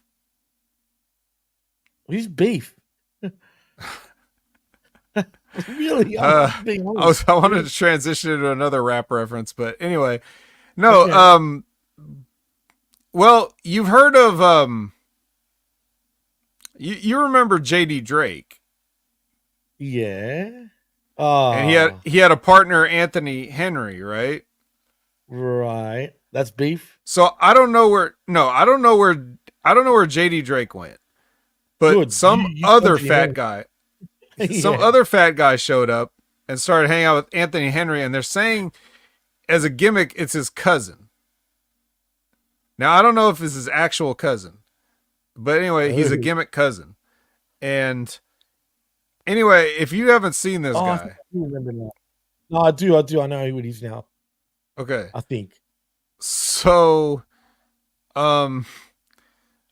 anyway, I'm looking at this guy and I'm watching it. First of all, I'm not really watching the match, but the match is on. Let's put it that way. Yeah. And I'm like, and I've skipped all their stuff. When I go through Ring of Honor, because that's where this is from. It's a Ring of Honor storyline, this Beef guy coming in to hang out with Anthony Henry. So I'm just like not watching this. And then when I have this match on with Roderick Strong going through a commercial break with this guy, and this guy getting more offense on Roderick Strong is one of the more selfish wrestlers I've seen in wrestling in many years. He always takes like 85% of the match, it feels like. He doesn't sell anything, even though he weighs like 150 pounds. Like he refuses to sell. And like in this match, Beef was like beating his ass for like so much time. It was an uncomfortably long amount of time, and I was on fast forward. So I can only imagine what it felt like in real time. So like, anyway, I'm looking at this guy, Beef, in the ring, and I'm like, you had Zicky Dice there, and you didn't do anything with him. Wow. So why am I having to settle for the budget Zicky Dice? You know what I mean? Like, what? Anyway, eventually, Roderick Strong beats him with a flying knee. He didn't even try to get this fat fuck up for the end of Heartache. He's just like, nah, fuck it. You're taking a knee. Was that the main event? No. Oh. No, it actually wasn't. We got a lot of action on this Rampage. Really? Yeah, there's more matches on this Rampage than I think was on Raw on Monday. So then we got a promo from the Righteous, which I'm sure everybody's excited for, but I just skip right past. Right. Then we got Saraya and Harley Cameron versus the Hex. You remember the Hex, right, Hex. Jimmy? The Hex? Which one's the Hex? Marty Bell and that other one, Allison Kay. Oh, yeah, I know who Alison Kay is. I can't tell you who Mighty Bell is unless I see her, but I You guess remember her from the Saraya. Dollhouse. She's the one from the Dollhouse that wasn't Mia Yim. Oh, yes. Well, in saying that, He doesn't know. I don't know. I actually don't know. But in saying that, I'm assuming that Saraya and her Aussie friend win in Cameron. Oh yeah. And then who came out but Jamie Hayter? Jamie Hayter came out dressed like Austin Powers' couch. So So this big return of Jamie Hayter's just accumulated to Rampage now. Is that what's happening with her? Yeah, Wow. man, we got to get those eyes on Friday nights. Jesus Christ, man. That's pretty sad. But anyway. And that's not the main event either. Oh, come on, bro. That's 3 matches now. 3? What? That's wait, 1, 4. 2, 3, 4, and then a 5th match. The main event. Yeah, in 1 hour? 1 hour? Really? Hey, man, if only everybody could have this pacing. So, wow. Yeah, match number 5, your main event. Konosuke Takeshita versus Action Andretti. I know. You're on pins and needles wondering who won this match, right? Like well, it was pretty obvious. You want me to tell you, like you're begging for the result. result. Please. Tell me the result, please. It was Takeshita, right? Yeah, it was Takeshita. Yeah, of course. What, are you kidding me? Action Andretti hasn't won a match since Chris Jericho. Yeah, you know what? That probably no shit. I don't remember him winning any matches after that, except for trios matches, I guess. Yeah, maybe in Ring of Honor they 1 or won a 2 trios match against some job guys. I don't watch that shit anymore. But yeah, well, Takeshita. But see, Rampage just feels everything's for nothing, bro. Like there's no, except for Christopher Daniels, I guess. That was the only thing that really bled into Collision. As we talk about that. Zay says Action Andretti was due. Yeah, well, so are the Washington Generals, but they just can't seem to pull it out. You know, are they literally that bad? Yeah, I don't know. That's what do you care about sport anyway? That reference is so far over Jimmy's head; it's gone all the way back around the globe and back to me. I'm not. What's the reference? I'm not. I know a lot of American references, but Jesus, that one I don't understand. All right, so the Harlem Globetrotters are the Harlem Globetrotters. Yeah. Well, they always play the Washington Generals basketball team. Oh, okay, all right. When they come here, they always play like an Australian team. So, really? Okay. The Australian Generals. It's not cool. It'd be funny if it is. Now I'll get the joke, but clearly I don't watch the Harlem Globetrotters every time they play in the US. All right. So anyway, that was Rampage, a 5-match Rampage.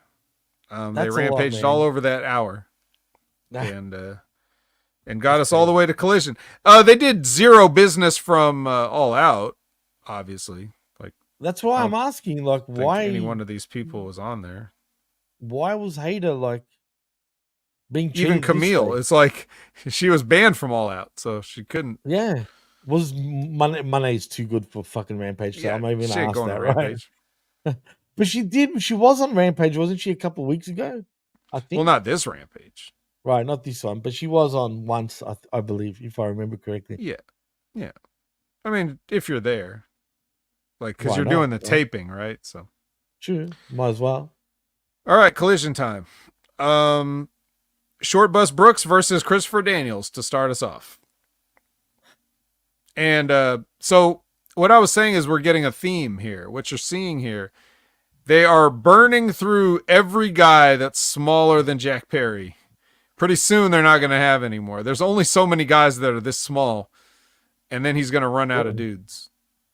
I was going to ask you, what are you alluding to? But it doesn't matter now. Why is Daniels? We'll talk about that too. We'll mention that later too. Oh yeah, actually we'll get to that. But yeah, Well, this match went a little too long, don't you think? How would I know? I wasn't watching this. You think I'm gonna watch Oh, a little Brooks Jensen match? I ain't watching none of this guy's matches, dude. come on. I am protesting all of this guy's matches. I'm not watching this guy's matches. He was in WWE not too long ago, wasn't he? Wasn't Jensen though? Really, he was, wasn't he? Like, if I remember, in NXT, I think. I'm talking about Jack Perry, man. Oh fuck, man. Sorry. Yeah, fuck Jack Perry. He did turn up with his blue bus again, man. That's for sure. Yeah. Well, not blue, but I call it blue bus, but it's back. Yeah, this match happened for no reason. I ain't watching it out of protest. Moving on. All right, Lexi catches Wheeler Yuta. He's very what? There was blood.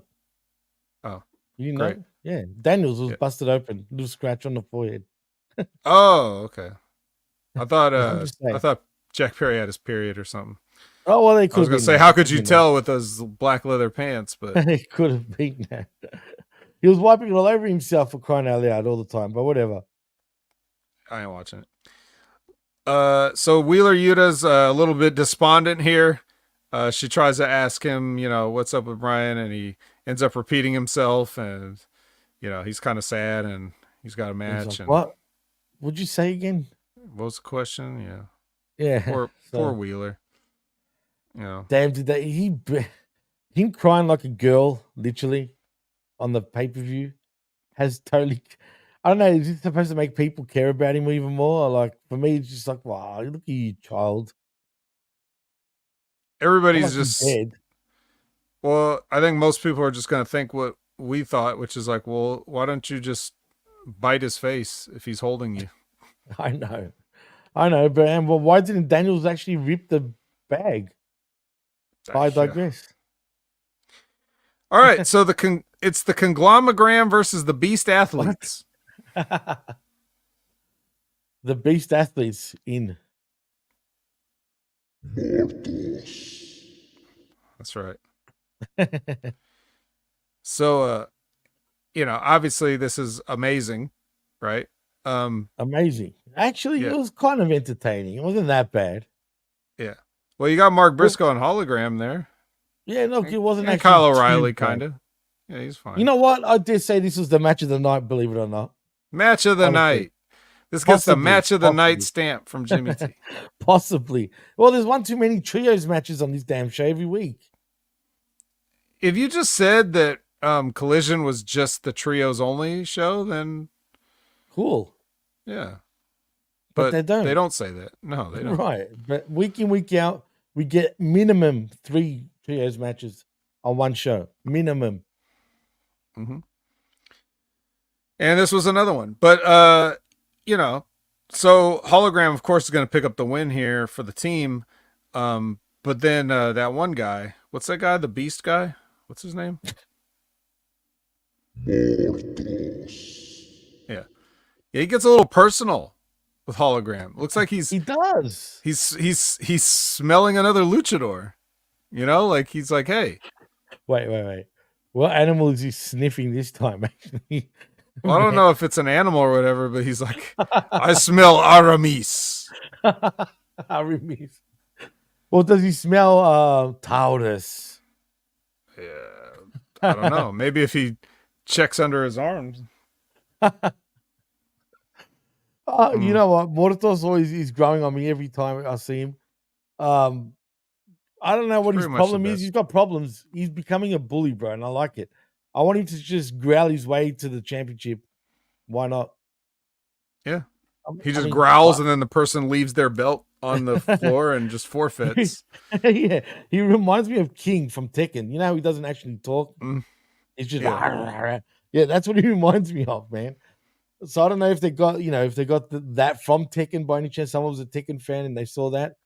But I kind of like, I don't know why Mortos is growing on me, but he's cracking me up right now, dude. Yeah. Well, he's figured it out.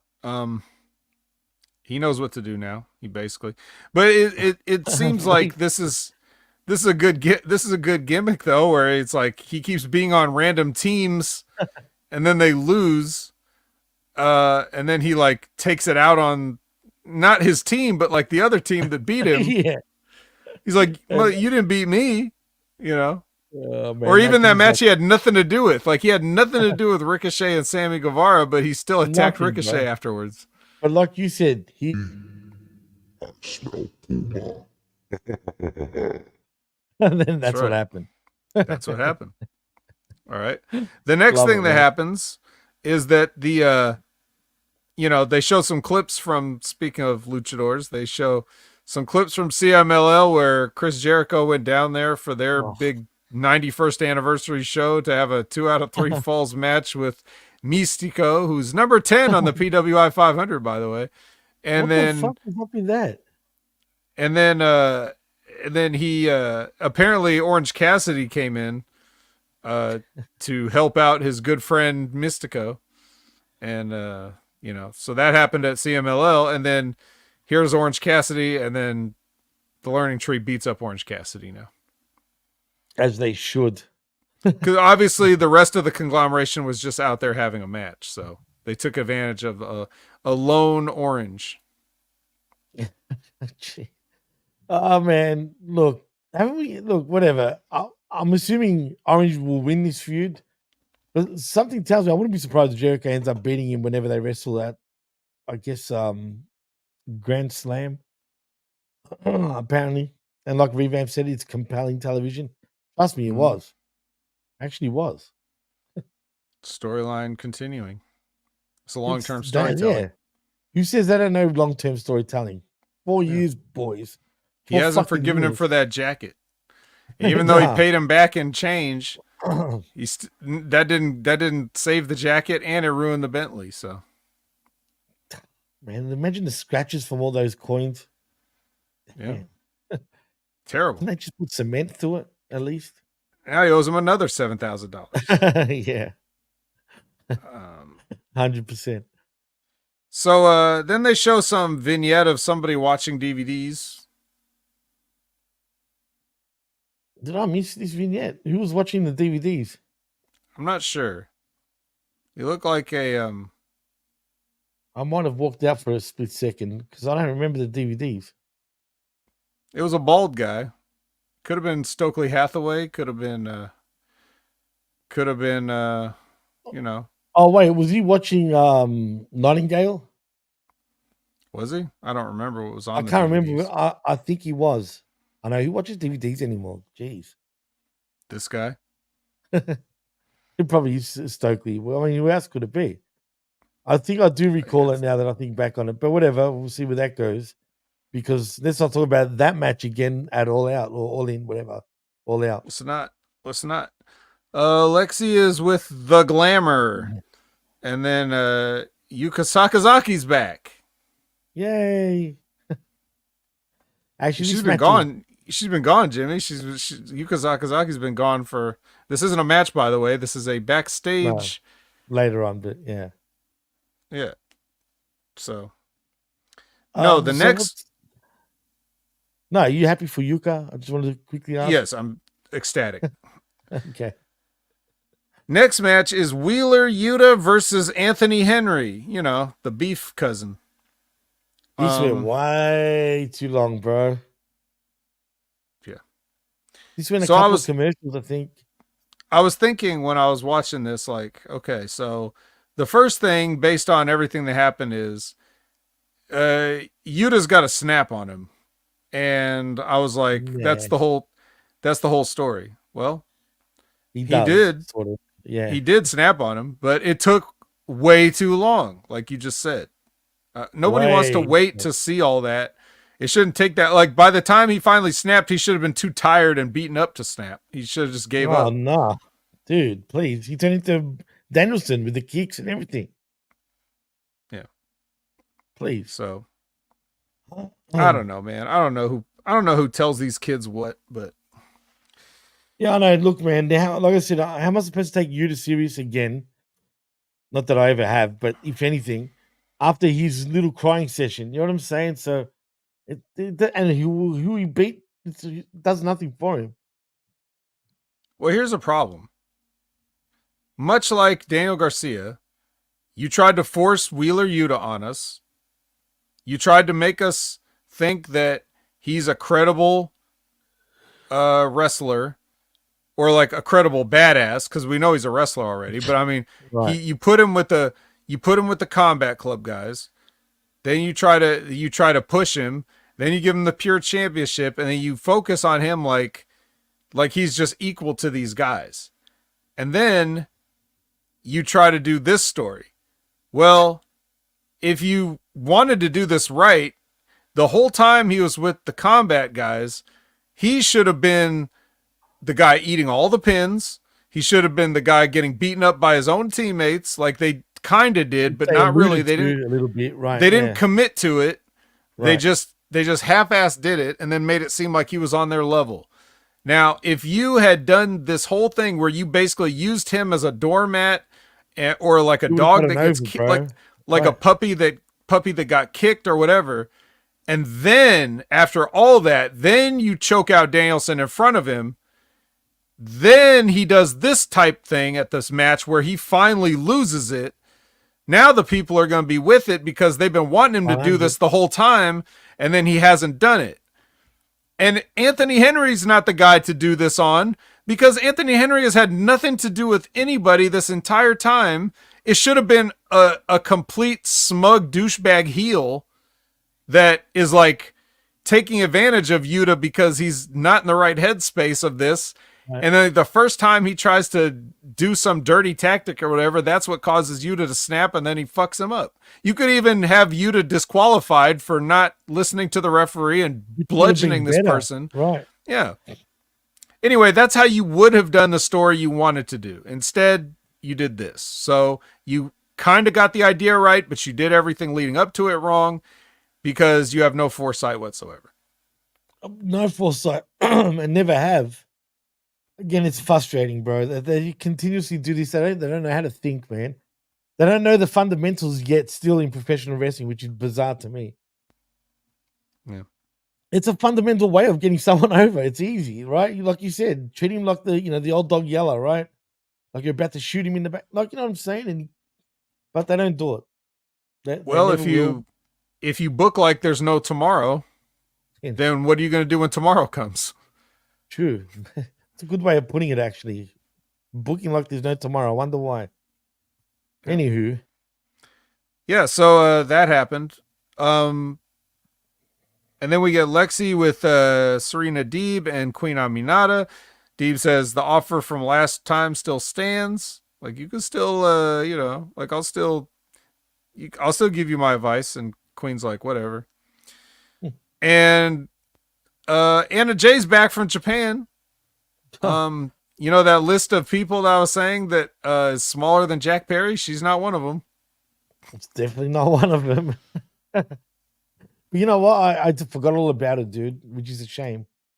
Not. Yeah, she was out there doing the Stardom G1 or whatever it's called. Well, I hope she's improved, dude, for her sake. I mean, she was slowly improving the last time I saw it. Very slowly. But we'll see. Very slowly. I mean, I think her looks really saves her in this company, pretty much.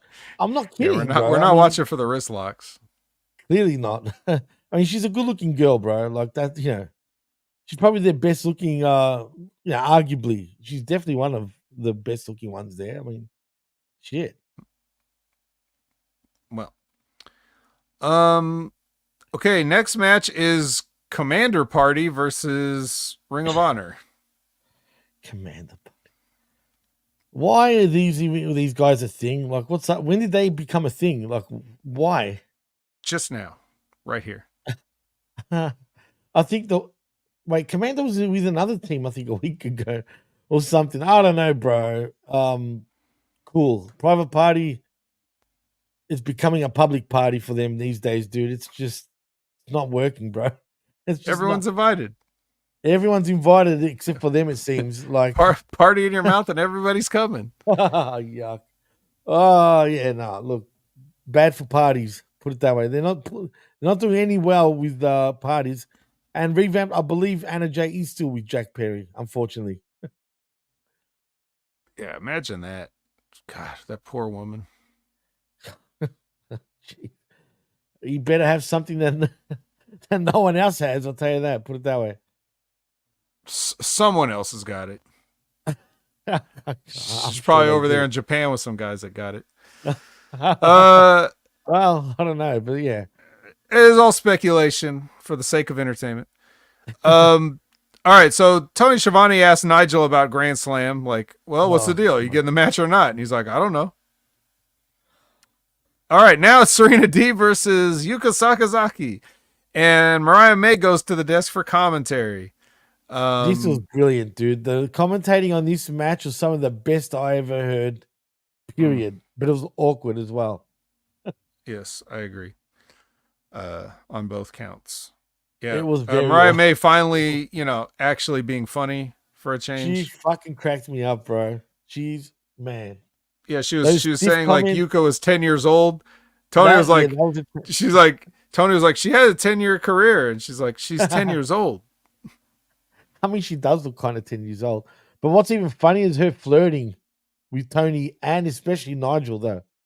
Like, Right. the way she was flirting with Nigel, and she's like, oh, Nigel, you're very stiff, I hear. Like, In the ring. yeah, in the ring, right? And then Shivani's like, I'll cut it out. Like, seriously, he's just like, stop the bullshit. But the way they were all playing off of each other was so, like, it impressed me. I'm not going to lie. Especially when they said about Tony needing to go to the bathroom. That made me laugh. But, yeah, look, this is probably the most entertaining thing about this whole show so far for me. I'm not going to lie. This was funny. Probably so. Yawn vent. Yeah. Yuka Sakazaki wins with the magical girl splash, and which is a shame. Oh, can I ask? I noticed on Serena Deeb's backside there was Arab writing. What's the meaning of that? Does she have Arab in her? Yes. Oh, Yes, really? So she does. Uh-huh. Okay, that makes sense. Now that I think about it, she kind of does look like she has Arabic in her. That's all I wanted to know. I just wanted to know the significance of that because I was thinking, why would she have that? Unless she had some sort of Arab in her. Yalla to Serena Deeb. Yes. Literally. So, yeah, anyway, so after Yuka wins the match, Mariah tries to attack her, but she gets kicked in the face.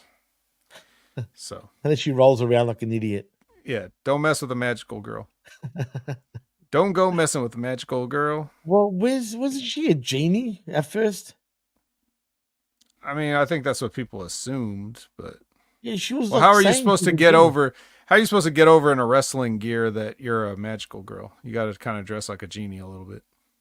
She used to really dress like a genie. Remember her like puffy pants that she was wearing at one stage? Like, I mean, they're kind of really puffy, man.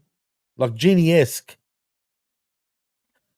Well, I don't know. Sometimes genies don't even have a lower body. It's just like the wisp of smoke that comes out of True, the that lamp. actually is a good point. So who knows what they wear? Just flame, sort of, or smoke, sorry. Yeah, so anyway, then we get a VHS style Outrunners video. So very funny.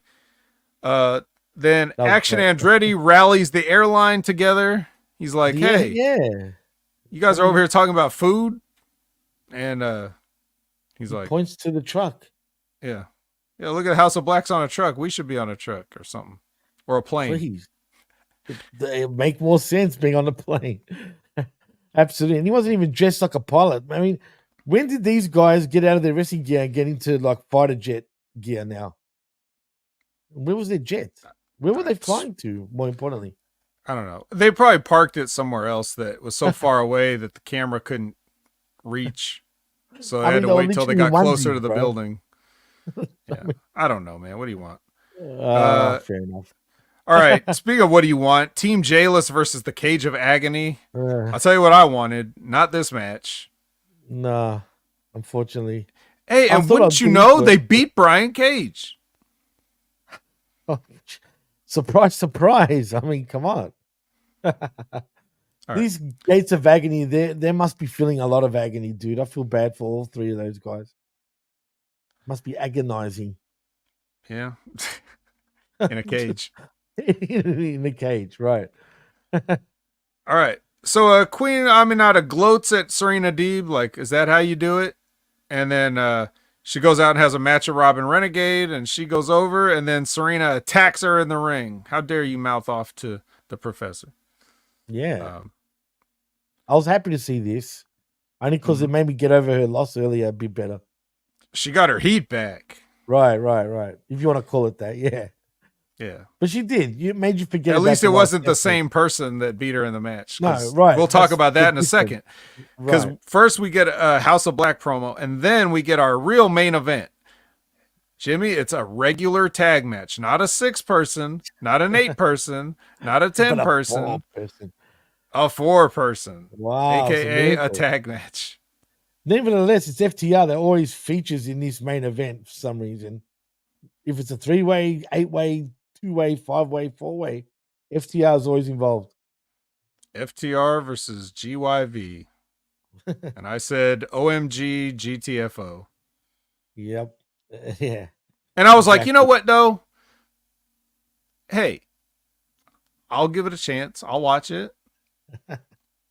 And I was like, how long can these guys go before the power of the phone takes over? And bro,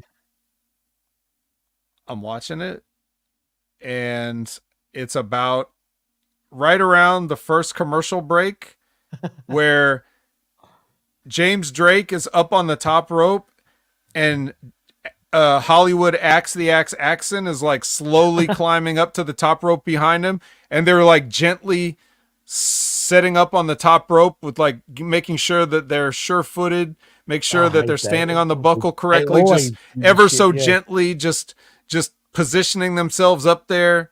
No violence, no struggle, just like a dainty, okay, we're both standing up on the top now. Are you ready? Yeah, I'm ready. Okay, let's go. And then belly to back off the top for a break spot. We got to go to break. Like, so what was all that for? For nothing. Dude. Well, you know what? I went to the restroom right after that, like around that spot. I came back and the match was over and I assumed FTR won. Wow. How long were you were you sick? How long were you in the bathroom? Because this shit went on for 15 minutes. I was in there for no shit, probably 6 minutes. So no shit, man. 6 minutes. All right. Yeah. No shit, no, 6 minutes. But yeah, because it was gone, man. They did everything in the world, bro. They did that spot. I said, the guy Drake again. He completely whiffed a wheel kick, and I want to say it was Cash Cashin took a bump. No, it was Axe. Like he took a bump even though the kick missed, and then that was the hot tag spot too, to duck the kick and go under and tag. But you already missed this kick twice, so it just looks stupid. They had an anticlimactic finish where he just put him in a sharpshooter and tapped out. That was it. Yeah, that was it. He just they were just having this back and forth match with no heat, no story, no nothing. It's just a bunch of guys that are like unlimited double teaming, however they feel like, no tagging. Referees just like, I give up. They're just doing moves to each other. Nobody's really selling it. FTR can't just sell. They got to always fight back. So the heels can't ever get any heat on them. And just all this shit. And then all of a sudden he just puts him in a sharpshooter and James Drake just taps out. So then after that, then Gibson comes back in and attacks everybody. And it's like, so now, even though you guys have just had a 50-50 tag team match and you've just been fighting on equal footing, now, just because right after the heels lose, this guy's in so much pain that he quit the match. But now you guys are going to go beat up FTR. Well, you had the whole match to do that. If it was that easy, why didn't you just beat them up real quick and beat them at the start? Why do we have to sit through 15 minutes of this bullshit? And then they have to get saved by the Outrunners of all people. What? Who come out here. They come out. Exactly. So clearly Jimmy didn't watch. So he's finding out about this. I walked out, walked in, and it was over, man. Yeah, okay. You know me, I can't stand. I hate FTR as it is already. I cannot stand the grizzled young veterans, bro, at all. So they basically come in and they save FTR, even though it's a 2-on-2. They still come out and save FTR and run off the the veterans, and then, you know, they want to do the big, you know, Arnold and Carl Weathers Predator, you son of a bitch hand clasp thing, Yeah, and I love that. Come then on. FTR just leaves them hanging, and everybody boos, and then. But then FTR comes back and gives it to him, and everybody's happy, and then they pose. Oh, that's all right, I guess. See, look Yeah. at you, FTR, even riding on their coattails for crying out loud. Now look, we both put over the Outrunners already, right? But this is not the spot, because you treated Absolutely these love guys it, like a joke, that the only people they can beat is other jabronis, and then they come in to make a save on what are supposed to be competitive tag teams, and it's not even a situation where FTR is outnumbered. It's 2-2, and FTR won the match. So if James Drake is so hurt that he quit, if he's so hurt that he quit, why is he now up and just beating people up that just beat him? You see what I'm saying? Like, and then He's tough, bro. yeah, sure he is. And then so not tough enough to win a match, but tough enough to attack somebody that just made him quit. Yeah, okay. Exactly. Makes sense. Tough. And then we need the joke babyface team to come in and save our asses. Don't you know, this is, I was talking to Cash in Hollywood, Daxton, whatever, the other day, and they were telling me we're going to put these guys over, and that's how they did it. That's how you do it, bro. That's how you put guys over, bro. By saving them, even though I was 2-on-2, like, you know?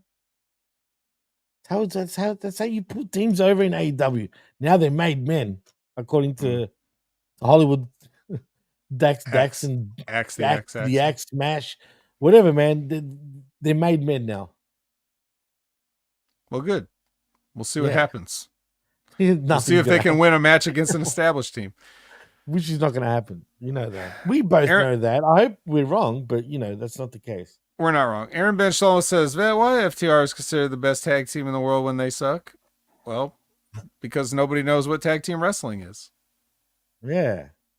They might appear to know what somebody's doing to people that hear other people praise them over and over again.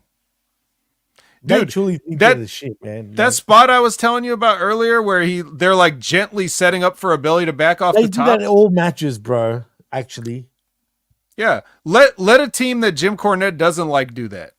See what he says about it. But if he talks about one of their matches where they do the same thing, he's gonna skip over that part, because people just have narratives. Look. If you come to HMG, I can't guarantee you that there's no narratives here. I can only tell you that I do my best to be fair and give credit where it's deserved. You know I don't like Jon Moxley, but I said he did an A+ promo on Dynamite. That's an example of me being fair. I don't care what I've said about you in the past. Every day is a new day for you to do it right. So last week, by the end of the show, when we did the wreckage, I was all out of muffins. I needed an entire bakery full of muffins. I didn't have any. But I'm not going to hold that against them. I wiped that week clean.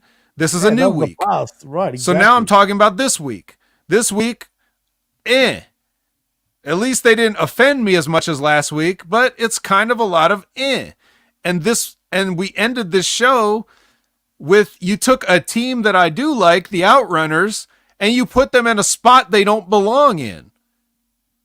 That's not the Outrunners' fault, but you put them where they don't belong. So right. I'm telling you, I'm burying this spot, even though I like the people in it, because you didn't do it right. Or if I'm talking about Wheeler Yuta and I'm saying what they should have done with him over the course of time, like, I don't care about Wheeler Yuta, but I'm giving you what was right for him and what was right for his character.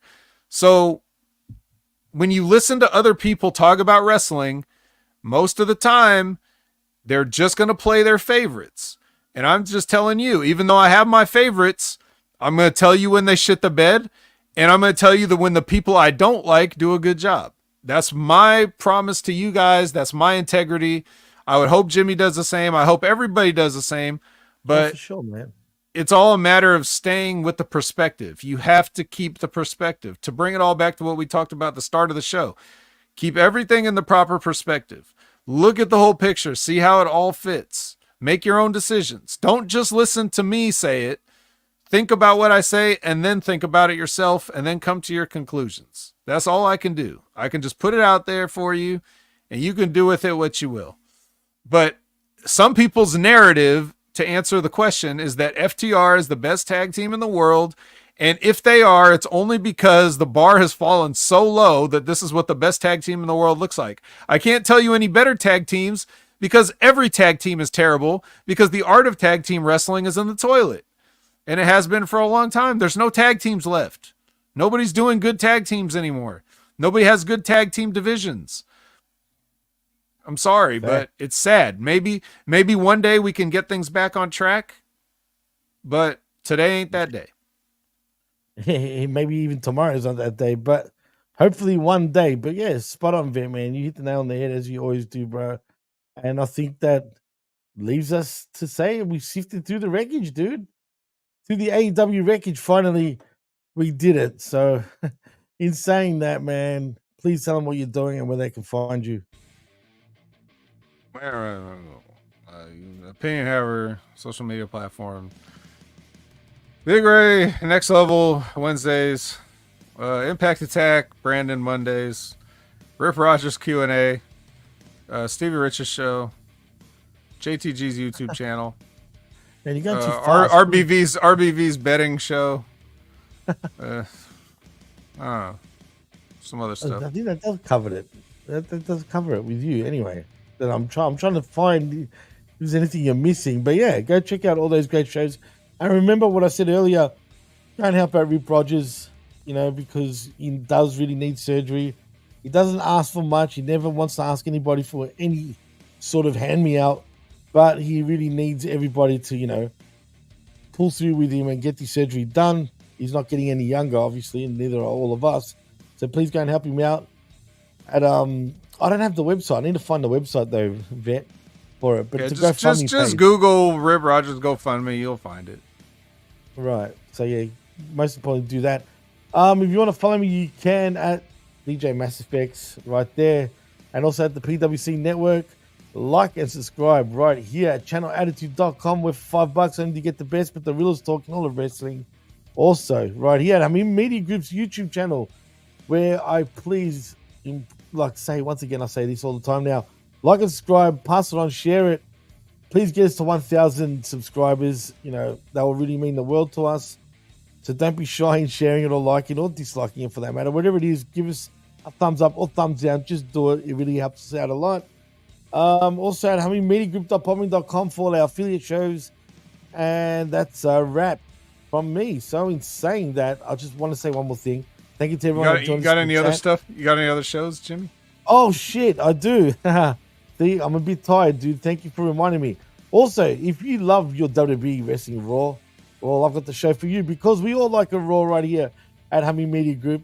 And that is I Like a Raw with myself and Big Ray Hernandez, where every Tuesday morning at 10 a.m. Eastern, 9 a.m.